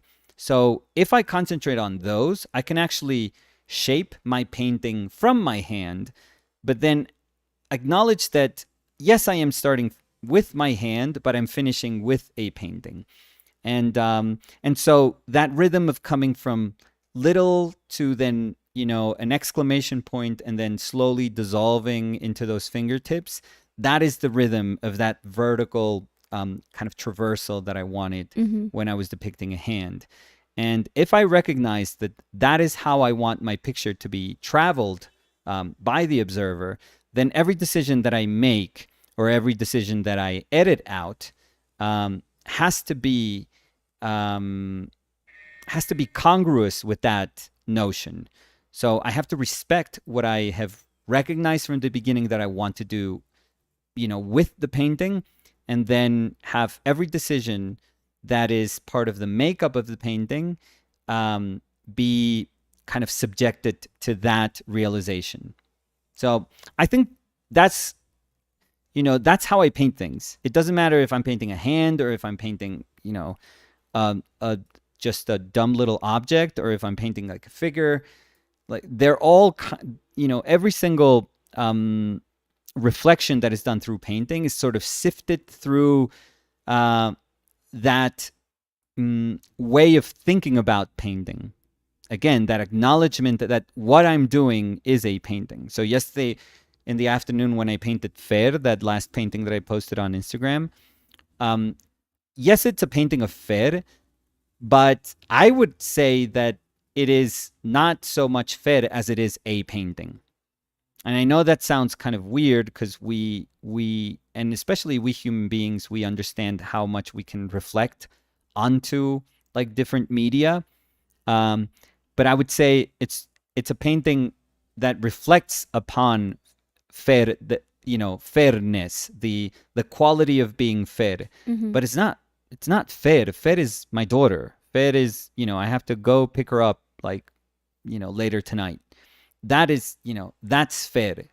But the painting is just, it lives in another universe separate from her. It's only possible because of her, but it's not her. They're not interchangeable. So once I accept that they're not interchangeable, that this is not my hand, this is just a painting, that, the reflections that come from this painting have sprung from a hand that happens to be my hand. When I acknowledge that, then I don't know, I paint way more freely, but I also start to pay attention to what happens in my painting, which is very, very important, and which is very different than me just kind of like, you know, in a race trying to catch my hand, but it's a race that I think I'm always going to lose because my hand is here, but this painting doesn't have to try to like, again, gain validation by having been able to catch that hand and to express it faithfully. Not really. I don't know. A painting, for me at least, I think lives somewhere else. So, that's going to be it, Daniel Lira. Yes. So a painting is a painting is a painting. Yeah. I like that. Gertrude Stein painter. Yes. So that's it. I think that's it. Alejandro Morales decía, hola Dani, hola Nico. No, Uf, Alejandro. qué pintura tan increíble, como muy decíamos en los 90s. Y luego dice, no se vayan. Qué pintura tan increíble, como decíamos en los 90s. Yo todavía digo increíble. Alejandro, o sea, yo pensé que iba a decir como, uy, qué soda, uy, qué nota, uy, qué machera. Pensé que iba a traer algo de eso. Yo digo machera. No, yo sé, pero pensé que iba a traer algo de eso. Como, uy, Pero como no los increíble. Bee Gees decían, bla, bla, bla. Pero y salió con decir, qué increíble, ¿no? Estaba pasando demasiado tiempo en Alemania, Alejandro. Se le olvidó que increíble es simplemente una palabra, no una expresión. Y que sigue muy vigente. Sí, y que sigue muy viejito, Alejandro. Yo creo que ya se nos fue. So, Muy querido Alejandro, gracias. Alejandro dice áspero, todavía muy vigente áspero. Áspero, sí, pero Alejandro creo que es de mi edad. Alejandro no es como contemporáneo mío. Áspero es más de la generación de Dani, yo diría. Pero yo oigo a mucha gente. Pero yo no creo que... Pero sabes que creo que incluso más jóvenes que yo dicen áspero. Yo creo, Yo sí. no crecí Áspero diciendo comenzó áspero. con la generación de ustedes, sí. El re áspero es de generación 100% de ustedes. No, por eso yo no crecí diciendo áspero. Yo. No, exacto. Ustedes la hicieron. Ujú. Sí, por eso digo esa es Pero la yo no generación digo de ustedes. áspero. Tú no Yo dices digo áspero, increíble, que no. machera. Yo decía re áspero, Sí, pero no. porque mis estudiantes decían re áspero. Yo soy más viejita en eso. Yo soy que machera, que berraquera, Sí, qué soda. que soda cáustica. Esperé que Alejandro dijera, uy, qué soda, qué nota. Ayer, Fer, mi profe, estamos subiendo en el ascensor y la profe de arte me dice, o no ayer, el que otro día que traía como una pintura, y me dice, no, y yo la estaba haciendo y mi profe cada rato pasaba y me decía, uy, qué nota. Y yo le decía, pues sí, Fer, te quedó súper chévere. Y Fer me dice, no, papá, ¿qué quiere decir qué nota? Y yo, Ay, claro. y yo no, porque era como así. Y yo, no, pues Fer, mira, es que te quedó súper De chévere. pronto le decía, uy, qué nota. Y Fer decía, ay, no, qué nota Sí. me va a poner. ¿Qué nota? ¿Cómo así? Pues ¿Qué nota? La 100. nota la pone usted es la 100. Me profesora. está preguntando yo cuánto me pondría. 100. Ay, Vieja sí. pendeja. Sí. Sí, ya no puede No, hacer ni su pendeja, de pronto trabajo. tampoco sabe qué era. Pero se me hizo divina. Sí, O sea, porque se me qué hizo... nota. Qué vasto Pues como una el brecha una brecha generacional. generacional No, tremenda. generacional. Generacional. Mm. So that was it for That was today. it, Thank yes. you everyone so What much soda? being here.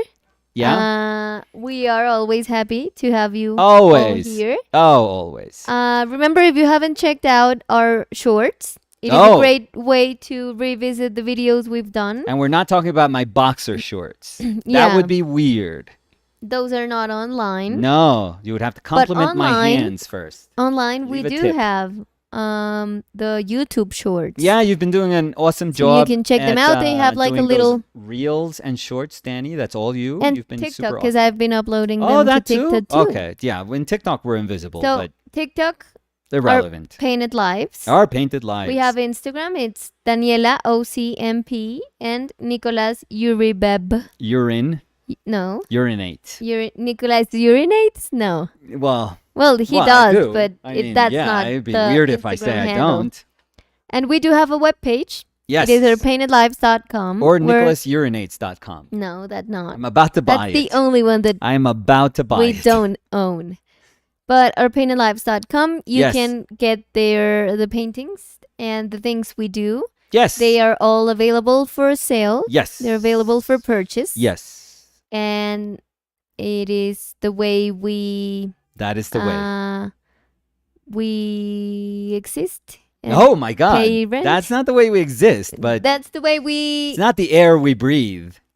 That's the way we afford being here. Always. That's how we can keep the lights on. I Yeah. always like that expression. I said that last time, and you were like, "Oh, you went with the lights on."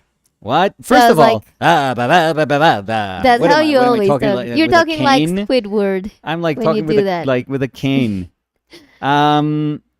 No, yeah, that's And I'm talking with the K9 oh Jesus Christ. here. That's how we Thank make you, a living. everyone. We keep these videos open for everyone. They're not behind a paywall. But the only reason we can keep doing it is because super generous people, like all of you, support us by purchasing our paintings whenever you can. Yes. So check our webpage, our storefront, and if you like something and if you want to support us, then that would be would be very, very nice, and nice, we'd yeah. be very grateful. That's also. it? Okay. Also, if you could consider subscribing, that yeah. would be very cool. Yes. Ring the bell. Yeah, and you're gonna be able to see more of Chile Well, and more of the paintings and listen to us, but more of more Chile. of Chile. Yeah. So thank you, everyone.